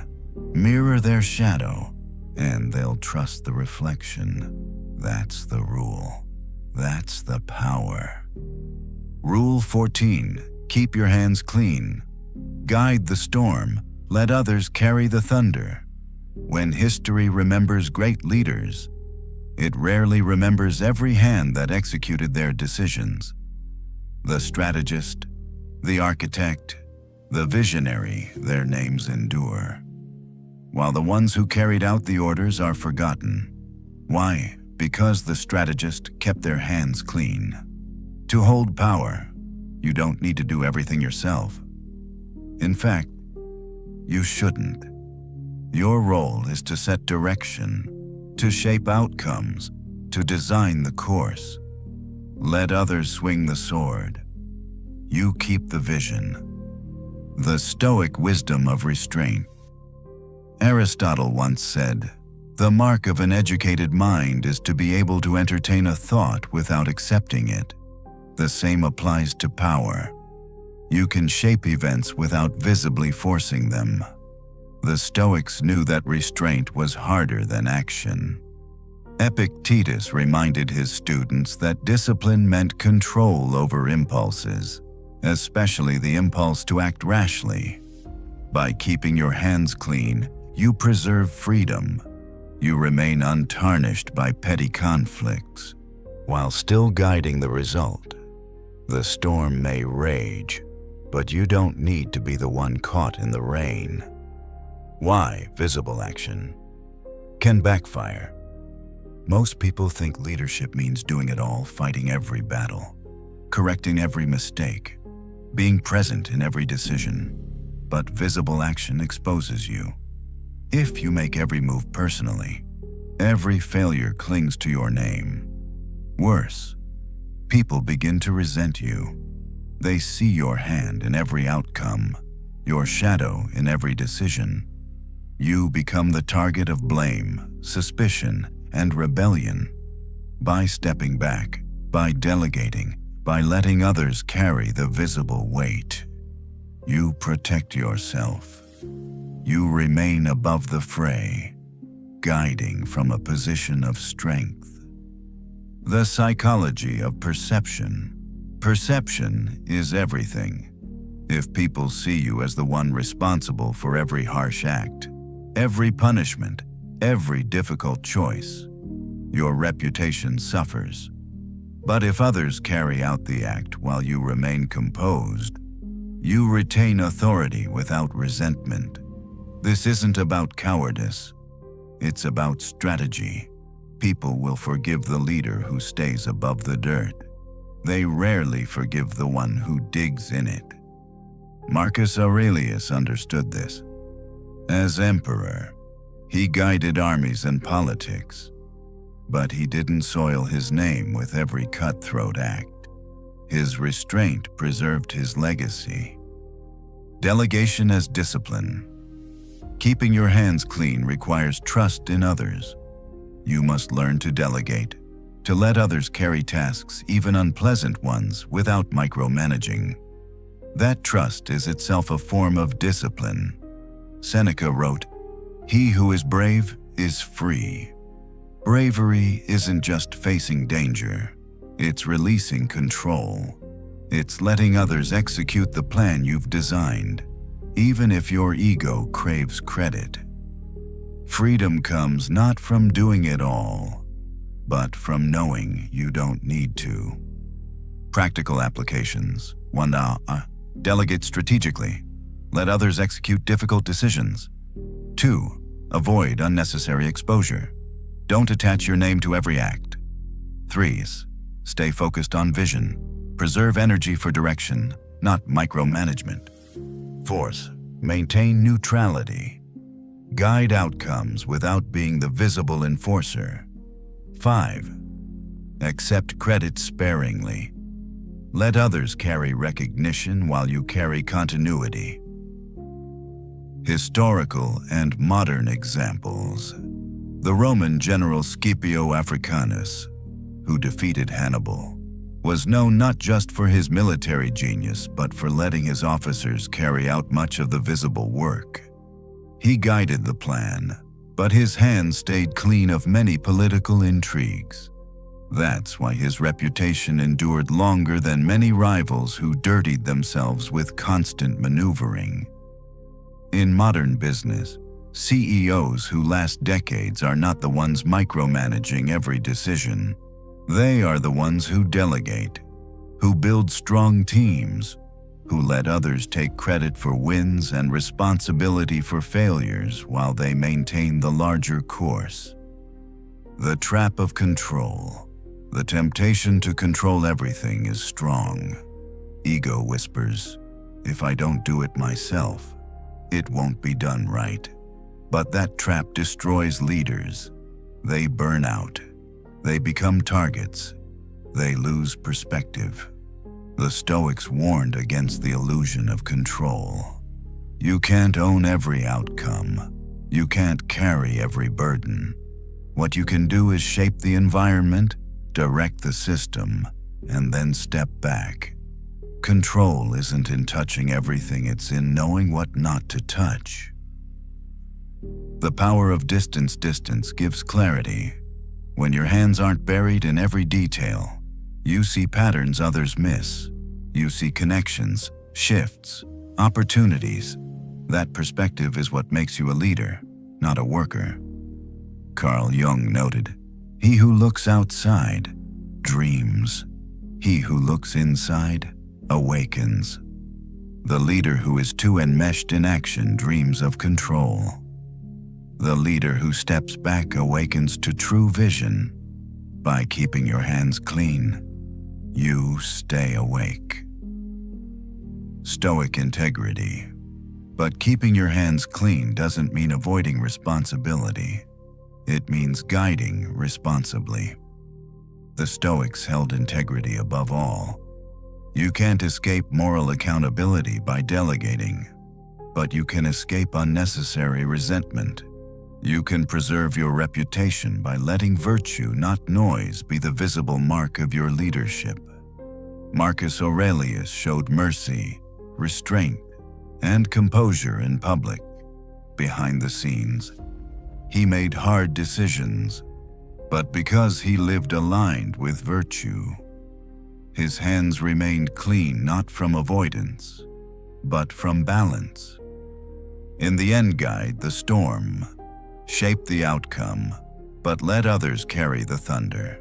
Don't dirty your name by touching every battle. Don't weaken your authority by micromanaging every task. Keep your hands clean. Preserve your perspective. Stay above the noise. Because the leader who keeps their hands clean doesn't just win, they endure. Guide the storm. Let others carry the thunder. That is how you hold power without losing yourself. Rule 15. Listen until they spill. Everything. Silence is the question that never stops asking.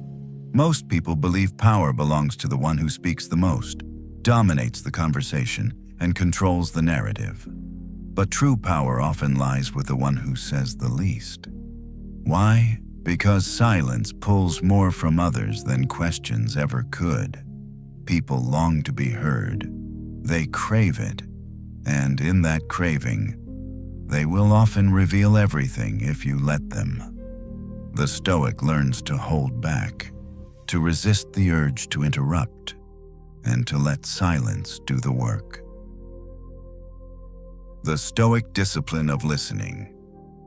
Marcus Aurelius wrote, "If someone is able to show me that what I think or do is not right, I will happily change, for I seek the truth."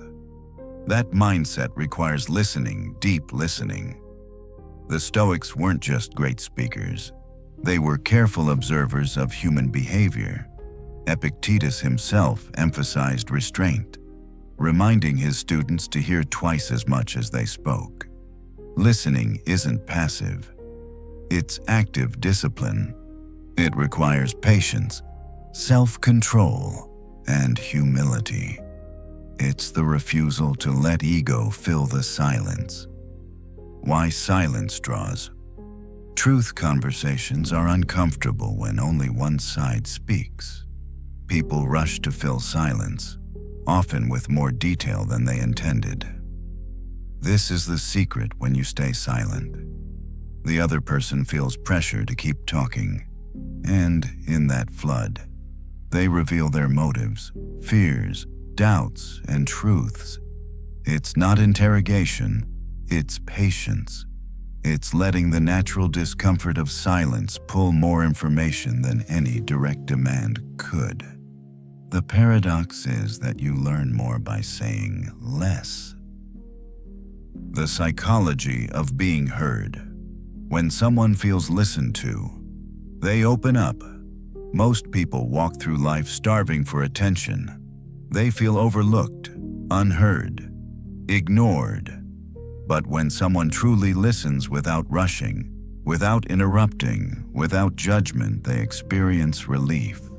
That relief creates trust, and trust leads to disclosure.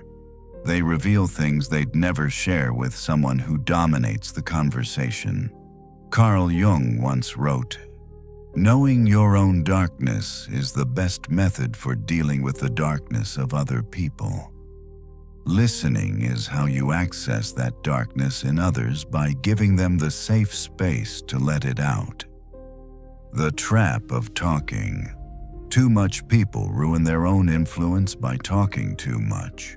They reveal their plans, their insecurities, their strategies, all in the name of being heard. Meanwhile, the one who listens collects everything, holding the advantage without giving away anything in return. The more you talk, the more you expose yourself. The more you listen, the more others expose themselves. That is the balance of power in conversation. Practical applications. 1. Ask open-ended questions. Then stop talking. 2. Use silence as pressure. Let them fill the gaps. 3. Resist interruption. Your ego wants to respond, don't. 4. Mirror emotions subtly. Show you understand without adding more. 5. Collect. Don't disclose. Keep your words measured, their words abundant. Historical and modern examples. Marcus Aurelius listened more than he spoke in the Senate. His silence unnerved his rivals because they couldn't read his mind. And in their attempts to explain, to persuade, to justify, they often revealed more than they should have. In modern business, some of the best negotiators use this rule. They ask one question and then let silence hang. The other side, desperate to fill it, offers concessions, secrets, or clarity without realizing it. Even in personal relationships, the person who listens deeply is the one others trust most. They become the confidant, the advisor, the anchor. Listening as leadership, great leaders don't just give speeches, they listen. They know morale, loyalty, and trust are built not by commanding, but by hearing. When people feel their voice matters, they invest themselves more fully. Seneca taught, "We have 2 ears and 1 mouth, so that we may listen more and talk less." He wasn't just giving clever advice, he was pointing to a strategy of influence. Leaders who dominate every discussion lose their people. Leaders who listen win them. The edge of restraint. Listening requires enormous restraint. The urge to interrupt, to correct, to prove yourself is strong. Ego wants the spotlight, but power belongs to the one who can sit calmly, absorbing everything while others unravel. This restraint unsettles people. They don't know what you're thinking. They don't know if you agree or disagree. That ambiguity makes them reveal more. By staying quiet, you stay in control. In the end, words are noise. Silence is gravity. Listen longer than you want to. Let silence stretch further than feels comfortable. Allow others to spill their doubts, their secrets, their motives while you sit steady, saying little, learning much. Because the one who speaks gives themselves away. The one who listens collects the power. Silence is the question that never stops asking. Master it, and they'll reveal everything. Rule 16. Be predictable. Until it matters, trust builds on rhythm. Power comes from the break. Imagine listening to a steady drumbeat. Tap, tap, tap. Over time, you relax into its rhythm. You know what to expect. You feel safe in its consistency. Now imagine the drummer suddenly shifts, breaking the rhythm with a sharp strike. Instantly, your attention snaps back. That break has more impact precisely because it came after consistency. That's the principle here. Be predictable long enough to build trust. But when the moment of power arrives, break the pattern. The Stoic discipline of rhythm. The Stoics valued consistency. Marcus Aurelius urged himself daily to rise at dawn, to practice patience, to meet life with steadiness. His predictability made him reliable to his soldiers and his people. But when war or politics required boldness, he broke the rhythm, suddenly firm, suddenly decisive. Predictability builds credibility. It assures people they know who you are, what you stand for, and what to expect. Without it, no one trusts you. But if you're always predictable, you become easy to ignore. Power emerges when you break that rhythm at the exact moment it matters most. Why predictability creates trust? Humans crave patterns. Predictability calms them. A leader who is steady builds loyalty.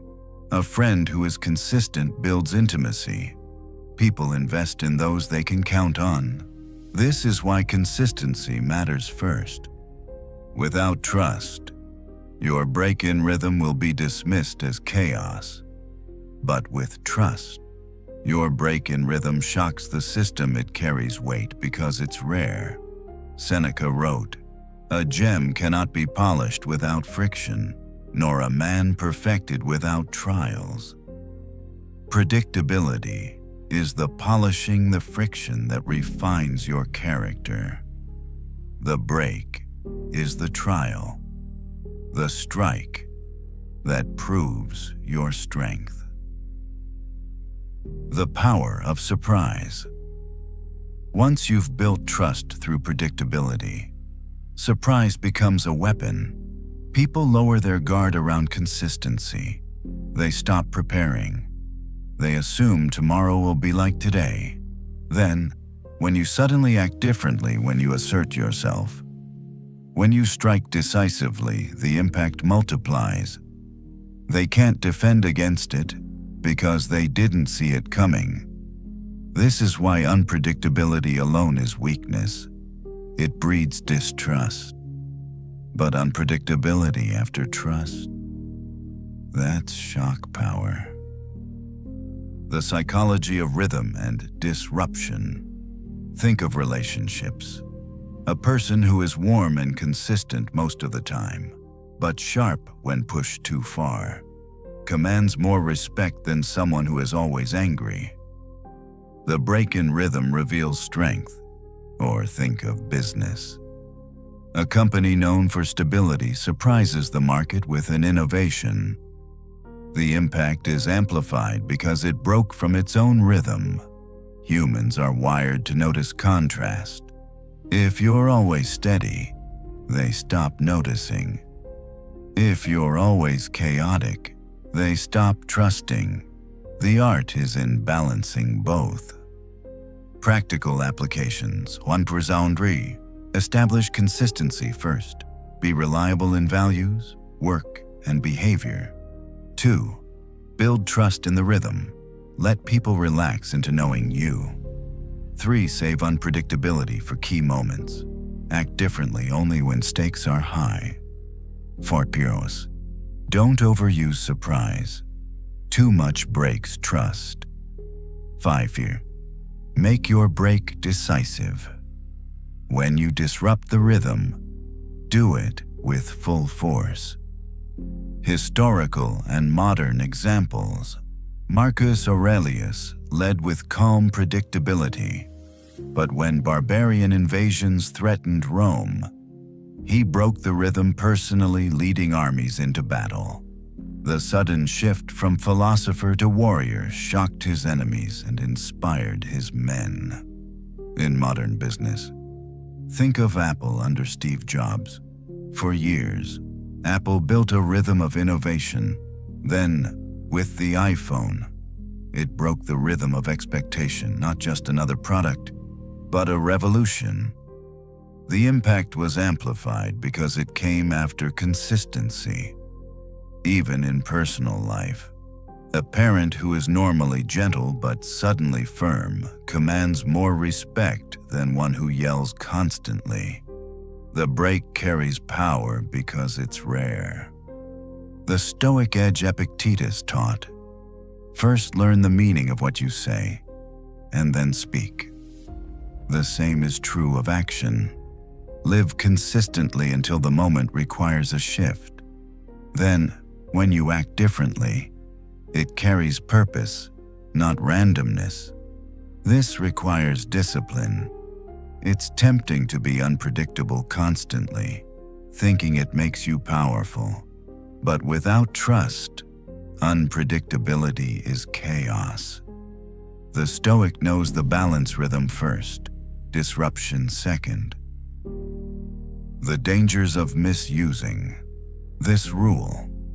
If you're unpredictable too often, people lose faith in you. They stop investing. They avoid you. Your break in rhythm must be strategic, not habitual. And if you're predictable always, people stop respecting you. They assume you'll never surprise them. They walk over your rhythm. The balance is delicate, but mastery of it separates the ordinary from the powerful. In the end, trust builds on rhythm. Power comes from the break. Be predictable enough to earn loyalty. Be consistent enough to gain credibility. Then, when the stakes are highest, break the rhythm. Act differently. Move decisively. Shock the system, because the predictable earn trust, the unpredictable earn attention. But the one who blends both steady until decisive, calm until fierce, that is the one who commands true power. Trust builds on rhythm. Power comes from the break. That is the art of timing. That is the rule. Rule 17. Make your presence felt in absence. The strongest voice is the one heard when silent. True power isn't measured only by how loudly you speak when you're in the room. It's measured by how strongly your presence lingers when you're not there. The ultimate test of influence is this: do people still think of you, measure themselves against you, and feel your weight in your absence? If the answer is yes, then you've built something greater than presence, you've built permanence. The Stoic ideal of lasting influence. Seneca urged, associate with those who are likely to improve you. The Stoics understood that the highest form of leadership is example, not command. When you live so consistently, so intentionally, your presence becomes part of the mental framework of others. They carry you with them, even when you're not there. Marcus Aurelius didn't need to be everywhere at once. His writings, his calm, his discipline seeped into those who served under him. His presence was not confined to his body. It became an atmosphere. Why absence reveals true power. Anyone can dominate when they're standing in front of people. But what happens when you leave if the room relaxes, forgets, and moves on? Your presence was shallow. If the room continues to measure itself against your standard, even in silence, your influence is real. Absence reveals depth. It shows whether you've truly shaped people's habits and thoughts, or whether you were only a momentary distraction. The psychology of lingering presence. Humans carry mental anchors, voices that guide them long after conversations end. Think of a teacher's words you still hear, a mentor's discipline you still practice, a parent's advice you still recall in moments of choice. That is presence felt in absence. It's not about haunting people with fear. It's about inspiring them with consistency so strong that they adopt your standard as their own. Your voice becomes the one they hear when deciding what's right, what's strong, what's wise. The trap of needing to be seen. Many people chase constant presence, always posting, always speaking, always demanding attention. But this creates exhaustion, not influence. The louder you shout, the less lasting your echo. The Stoics remind us power doesn't come from always being seen.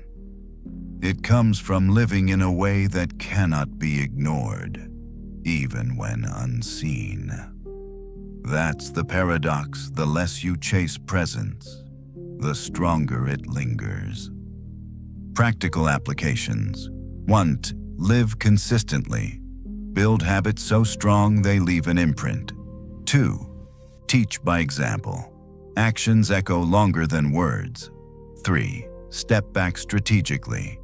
Absence tests the strength of your influence. 4. Leave a standard. People should measure themselves against the bar you've set. 5. Trust silence. If you've lived well, your absence will speak for you. Historical and modern examples. Think of Socrates. Long after his death, his influence lived on through Plato, Aristotle, and countless others. His presence became larger in absence than it ever was in life. In modern times, think of leaders like Martin Luther King Jr.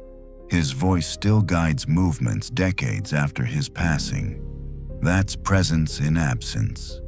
His example became a standard the world still measures itself against, even in personal life. We feel this truth. The mentor who leaves a company but whose lessons shape every meeting. The parent who is past, but whose values echo in every decision. That is true influence. The Stoics' inner presence. Epictetus told his students to practice philosophy not by argument, but by living it. He knew that if you embody discipline, others will carry your example even when you're gone.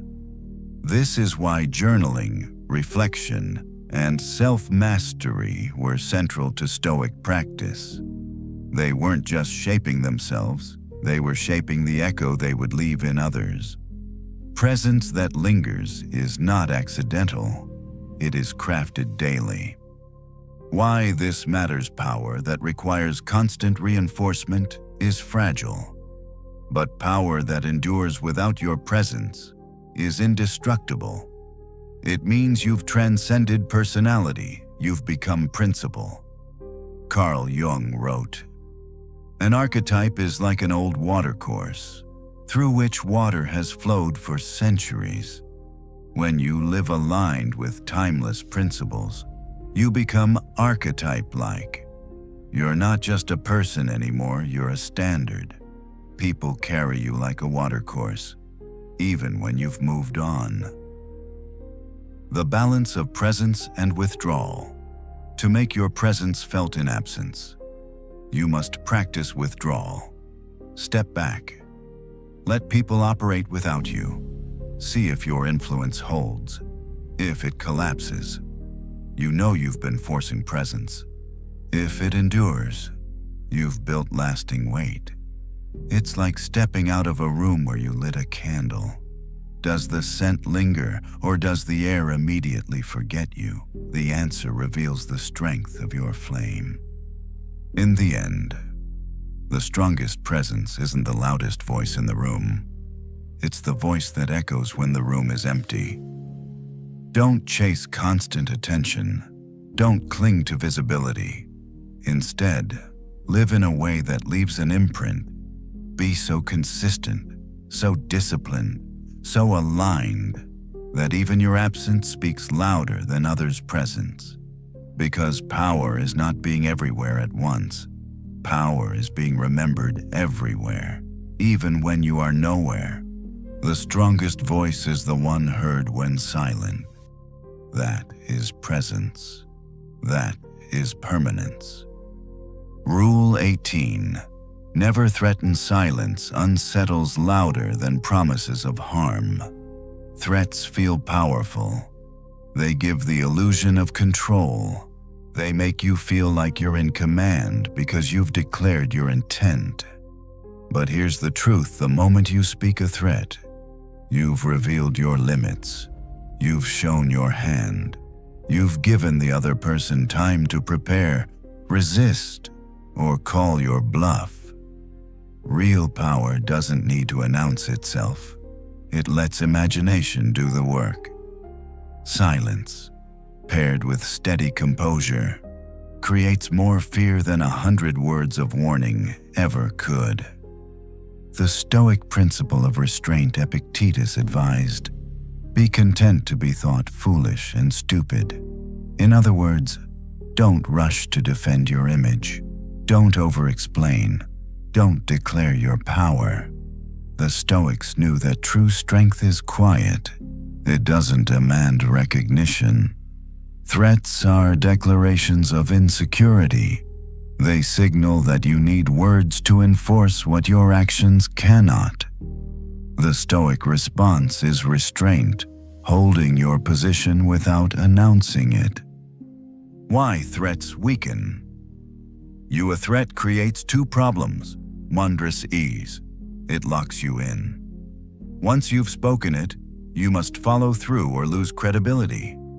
2, it gives away surprise. The other person now knows what to expect and can prepare. By threatening, you surrender two of your greatest weapons, freedom and unpredictability. That's why silence is stronger. It keeps people guessing, and human imagination, left unchecked, often invents scenarios far scarier than anything you could say out loud. The psychology of uncertainty. Fear thrives in uncertainty. A known punishment is easier to endure than an unknown possibility. When you leave things unsaid, people overthink. They project their worst fears into the silence. They prepare for dangers that may not even exist. Think of a boss who never threatens but simply observes quietly. Employees often work harder, unsettled by the unknown. Compare that to a boss who yells constant threats soon. No one takes them seriously. Threats dull over time. Uncertainty sharpens with every passing moment. The trap of loud power. Loud power feels good in the moment. It scratches the ego. It makes you feel like you've won the exchange, but loud power fades fast. Once the words are spoken, they lose their edge. Quiet power, however, grows stronger the longer it's held. Silence unsettles because people can't measure it. They can't predict it. And what can't be measured is always feared more deeply. Practical applications. 1. Don't announce consequences. Let them discover them when the time comes. 2. Use silence as tension. Let imagination do what threats cannot. 3. Act instead of warning. Deliver results quietly, without preamble. 4. Keep unpredictability. Don't give away your hand too early. 5. Resist ego. The urge to threaten comes from insecurity, not strength. Historical and modern examples. Marcus Aurelius rarely issued threats. Even as emperor, he understood that his calm composure was more unsettling than anger. His restraint preserved his authority. Contrast that with rulers who constantly threatened enemies. They often lost credibility when they couldn't deliver. Over time, their threats became noise, their power hollow. In modern times, think of negotiations. The party who threatens constantly loses leverage, but the one who stays calm, who says little, who lets the other side wonder, often wins more ground. The Stoic edge of silence. Seneca warned, "It is quality rather than quantity that matters." The same applies to words of power. A single decisive act carries more weight than 1,000 empty threats. Stoic composure means you act when needed, but you don't broadcast your intent. Power doesn't need performance. It doesn't need promises. It only needs presence and action. The fear of the unknown. Humans fear the unknown more than the known. A declared punishment has a limit, but silence has none. The unknown multiplies in imagination. This is why silence often carries more weight than declaration. You don't need to tell someone what will happen. You let them wonder. And in that wondering, their own fear works harder than your words ever could. In the end, never threaten, never announce what you'll do. Don't reveal your limits. Don't give away your hand. Hold your ground in silence. Let uncertainty do the work. Let imagination build the fear. Then, when action is required, act once without warning, because threats die once spoken, but silence. Silence lingers. Silence gnaws. Silence unsettles louder than any promise of harm. Silence unsettles louder than promises of harm. That is the rule. That is the power. Rule 19. Delay. Your response. Time disarms impulse and sharpens strike. Most people react instantly. Someone insults them, they snap back. A decision is required, they rush in. An opportunity arises, they grab it too soon. And in every case, their power leaks away because they traded patience for impulse. The Stoic knows better. The one who delays, who pauses, who breathes before acting, always holds the advantage. Why? Because time clarifies, time reveals, and time turns raw reaction into deliberate strategy. The Stoic discipline of delay. Marcus Aurelius reminded himself, if you are distressed by anything external, the pain is not due to the thing itself, but to your estimate of it. And this you have the power to revoke at any moment. That revoking, choosing a new estimate, requires time. The Stoics practiced delay as a discipline, not avoidance, not cowardice, but the ability to wait until emotion cooled and clarity rose. They knew that rushing into reaction makes you a servant of impulse. Delaying your response makes you master of yourself. Why delay builds power? A delayed response creates 3 advantages. 1. Clarity. With time, emotions fade and truth sharpens. 2. Leverage. While others react, you observe. You learn what they reveal. 3. Impact. When you finally respond, the rarity gives your words more weight. By waiting, you let others over-explain, overreact, and overplay their hand. Meanwhile, you preserve energy and control. The psychology of timing. Humans hate silence after conflict. They hate waiting for a response.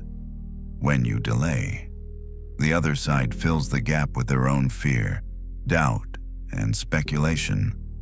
They imagine outcomes worse than anything you might have said.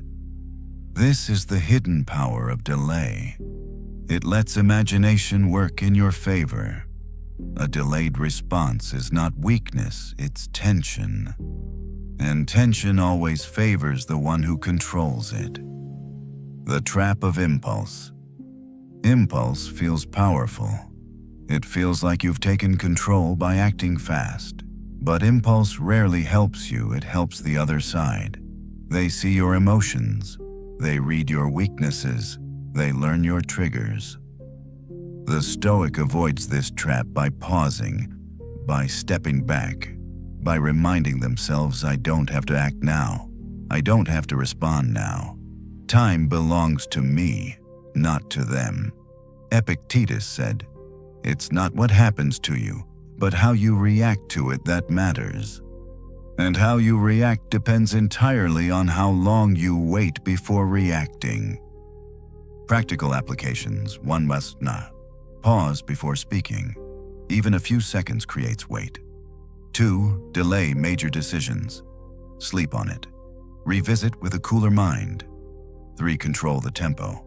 Don't let others rush you into mistakes. 4. Let silence work. Others will reveal more while waiting. 5 is strike only once clarity comes. A delayed move carries more impact. Historical and modern examples. Marcus Aurelius faced constant pressure from generals, senators, and rivals to act quickly. Yet his journals reveal his method: reflect first, then act. By delaying, he preserved calm in storms that would have consumed others. In modern business, legendary investors like Warren Buffett apply this principle. He doesn't react to every market swing. He waits, he studies, he delays until the moment is right. Then, when he acts, the move is decisive and often devastating to competitors. Even in relationships, the person who delays response, especially in conflict, retains power. While others argue, the silent one grows stronger with every passing second. The Stoic's inner clock. Seneca said, "Time discovers truth." This applies not only to philosophy, but to power. Time exposes false friends. Time reveals weak plans. Time tests emotions. By delaying, you let time fight on your behalf. The Stoics weren't passive, they simply knew that not every strike should be immediate. A sword swung too soon misses its target. A sword swung with patience cuts clean. The fear of waiting. Why do people rush? Because waiting feels uncomfortable. It feels like weakness. But that discomfort is exactly why waiting works. While they panic in the silence, you grow stronger in it. The discipline to delay isn't just tactical, it's psychological warfare.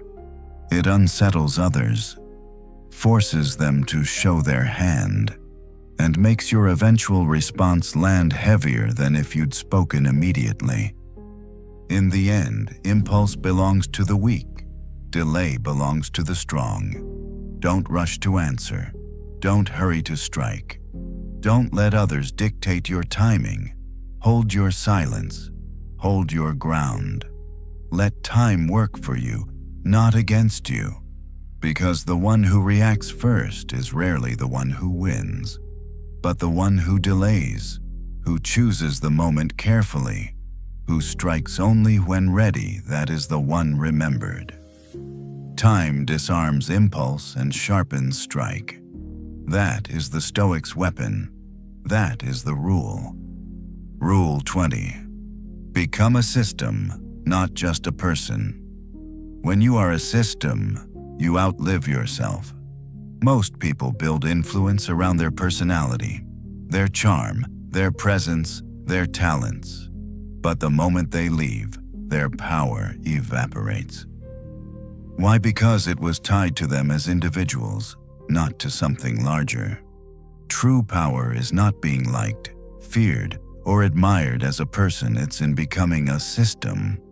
A system doesn't vanish when you step away. A system endures. It spreads. It outlasts you. The Stoic understanding of legacy. Marcus Aurelius wrote, "Waste no more time arguing about what a good man should be. Be one. Being a good man is personal. But building a system of principles, practices, and structures around virtue that creates something that survives you." That's why Stoicism still exists centuries later. It wasn't just Marcus, or Seneca, or Epictetus. They became systems. Their words, habits, and teachings created frameworks people could live by long after their deaths. When you build yourself into a system, you don't just influence today. You influence tomorrow and every day after. Why systems outlive people. A person is fragile. They get tired. They get sick. They die. A system is stronger because it's replicable. It doesn't need your constant presence. Others can pick it up and carry it forward. Think of rules, rituals, structures, or principles you live by. If others can follow them without you, then you've built a system, and systems create permanence. Seneca said, "Life is long if you know how to use it." One way to use it well is to transform your fleeting life into a lasting system. The psychology of systems. Humans crave stability. They trust structures more than personalities. A leader who relies only on charisma may win followers for a season, but when the charisma fades, so does the loyalty. But a leader who builds habits, routines, and frameworks others can adopt creates influence that survives personality. People may forget your face, but they'll live by your system, and in that way, you live on. Examples of systems that endure. Stoicism itself. Epictetus was a slave. Marcus was an emperor. Seneca was a statesman. Their lives were different, but their system bound them together and survived them all. Religions and philosophies. These endure because they aren't tied to one individual. They are systems built on teachings, rituals, and principles. Businesses and nations. Apple isn't just Steve Jobs. Rome wasn't just Caesar. Both endured because they became systems, not just men. Even in small, personal ways, you can build systems.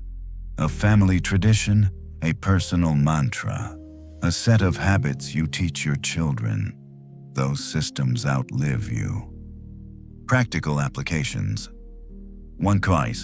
Codify your principles. Write them, share them, turn them into practices. 2. Teach. Don't just act. Show others not only what you do, but how to do it. 3. Build structures, not just impressions. Systems matter more than personality. 4. Detach from ego. Don't cling to being the face. Cling to building the framework. 5. Aim for endurance. Ask yourself, will this survive me? The Stoic detachment from ego Epictetus reminded his students daily that life is temporary. If you tie your power to your own existence, you doom it to vanish when you do. But if you detach from ego, if you plant your influence into systems, you become timeless. Carl Jung echoed this idea. You are not what happens to you. You are who you choose to become. Choosing to become a system means choosing to outlive your fragile self. It's the decision to build influence not around your image, but around principles that can spread without you. The danger of personality. Only power. Charisma fades. Beauty fades. Strength fades. If your power rests only on what you personally embody, it will crumble the moment those qualities weaken. But if you build a system, you transcend the body. You transcend time. Systems don't care about appearance, or charm, or age. Systems endure because they can be carried by anyone who chooses to adopt them. This is why Stoicism still guides people 2,000 years later. The men are gone. The system remains. Stoic legacy is a model. Marcus Aurelius didn't want statues built of him. He wanted his writings to serve as a reminder of how to live. Seneca didn't want to be praised, he wanted his letters to endure. Epictetus had no wealth, no status. Yet his discourses became a guide for centuries. They weren't chasing personal fame. They were building systems. And systems always outlast fame. In the end, don't aim to be just a person of influence. Aim to become a system of influence. Don't settle for being remembered only by those who knew you. Build principles, frameworks, habits, and teachings that can be lived by people who never met you. Because the strongest power is not personality, it's permanence. And permanence comes when you become a system, not just a person. When you are a system, you outlive yourself. That is legacy. That is power. Rule 21. Let your name work for you. Reputation is the shadow that walks ahead. At first, your presence does the work. You have to show up, prove yourself, act decisively. But over time, if you've lived with discipline and consistency, something else begins to happen. Your name goes ahead of you. It enters the room before you do. It opens doors without your knocking. It protects you in absence. That is the final stage of power, when your name works harder than your effort. The Stoic view of reputation. Marcus Aurelius wrote, "It is not what they say that should trouble you, but what you know about yourself." The Stoic knew reputation was not the ultimate goal, virtue was. But reputation was also not meaningless. When you live aligned with virtue, your reputation becomes your ally. Your actions, repeated over time, crystallize into a name that carries weight. Epictetus added, "First say to yourself what you would be, then do what you have to do." If you live this consistently, people will attach your name to reliability, wisdom, steadiness, and soon, your name itself will do the talking. Why names outlive actions? Actions can be forgotten. Words fade, but names endure because they become symbols. Think of Caesar, Socrates, or Seneca. Their names now represent entire systems of thought and action. The person died. The name lived on. This is why you must guard your name. Every action is a deposit in its value. Every betrayal, every rash decision, every compromise is a withdrawal. Over time, your reputation becomes either your strongest weapon or your greatest liability. The psychology of reputation. Humans shortcut decisions by relying on names. A trusted name saves them time. They don't need proof every time. They already know what to expect. That's why branding works in business and why reputation works in life. Your name is a story in shorthand. It carries everything you've done, everything you've stood for, and everything people believe about you. Once that story solidifies, it walks faster than you ever could. The trap of chasing fame. But here's the warning: don't confuse reputation with fame. Fame is loud but shallow. It fades the moment attention shifts. Reputation is quiet but deep. It endures because it is built on consistency. Seneca warned, "Many are harmed by the admiration of the crowd." The Stoic doesn't chase applause. He builds reputation on virtue. Fame may or may not follow, but reputation, if built wisely, becomes unshakable. Practical applications. 1. Guard your name. Every action either strengthens or weakens it. 2. Detach from gossip. Don't chase every rumor, let time reveal truth. 3. Invest in consistency. Your name is built on repetition, not one-time acts. 4. Let others speak. A reputation grows stronger when defended by others, not yourself. 5. Think long-term. Every decision should answer, will this honor or harm my name? Historical and modern examples. Marcus Aurelius didn't need constant speeches to prove his leadership. His reputation for calm and fairness carried weight long before he entered the room. His name reassured allies and disarmed enemies. In modern times, think of brands like Apple or leaders like Nelson Mandela. Their names mean something larger than themselves. Jobs doesn't just mean a man, it means innovation.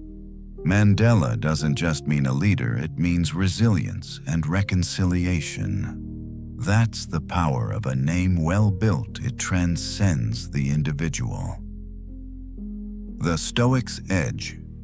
Carl Jung wrote, "You are what you do, not what you say you'll do." Your name is not built on promises, it's built on actions. Every kept promise strengthens it. Every broken one stains it. Over time, these choices accumulate into a reputation that either carries you forward or drags you down. The Stoic doesn't chase names for vanity. He builds them for utility. A strong reputation lets him move with less effort. It opens doors silently. It shields him from constant defense. The power of absence and name. When your name is strong, you don't need to be everywhere. You don't need to prove yourself constantly. Your name does the heavy lifting. It precedes you into rooms. It lingers long after you leave. This is the final form of presence in absence, when your reputation itself becomes your presence. In the end, at first, you work for your name. In time, your name works for you. Guard it, build it, strengthen it. Not with noise, not with vanity, not with empty promises, but with consistent virtue, quiet discipline, and decisive action.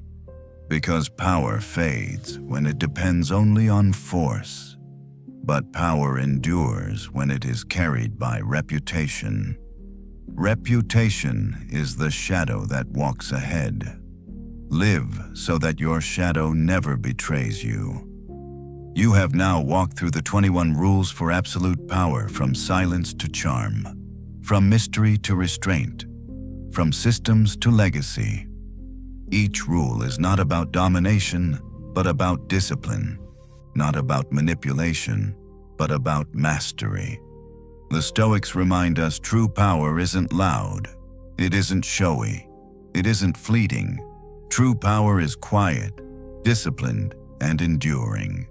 It is built in patience, refined in restraint, and solidified in legacy. So let your silence sharpen you. Let your presence linger. Let your name carry you. And above all, live aligned with virtue. For no power is greater than mastery of the self. Sweet dreams.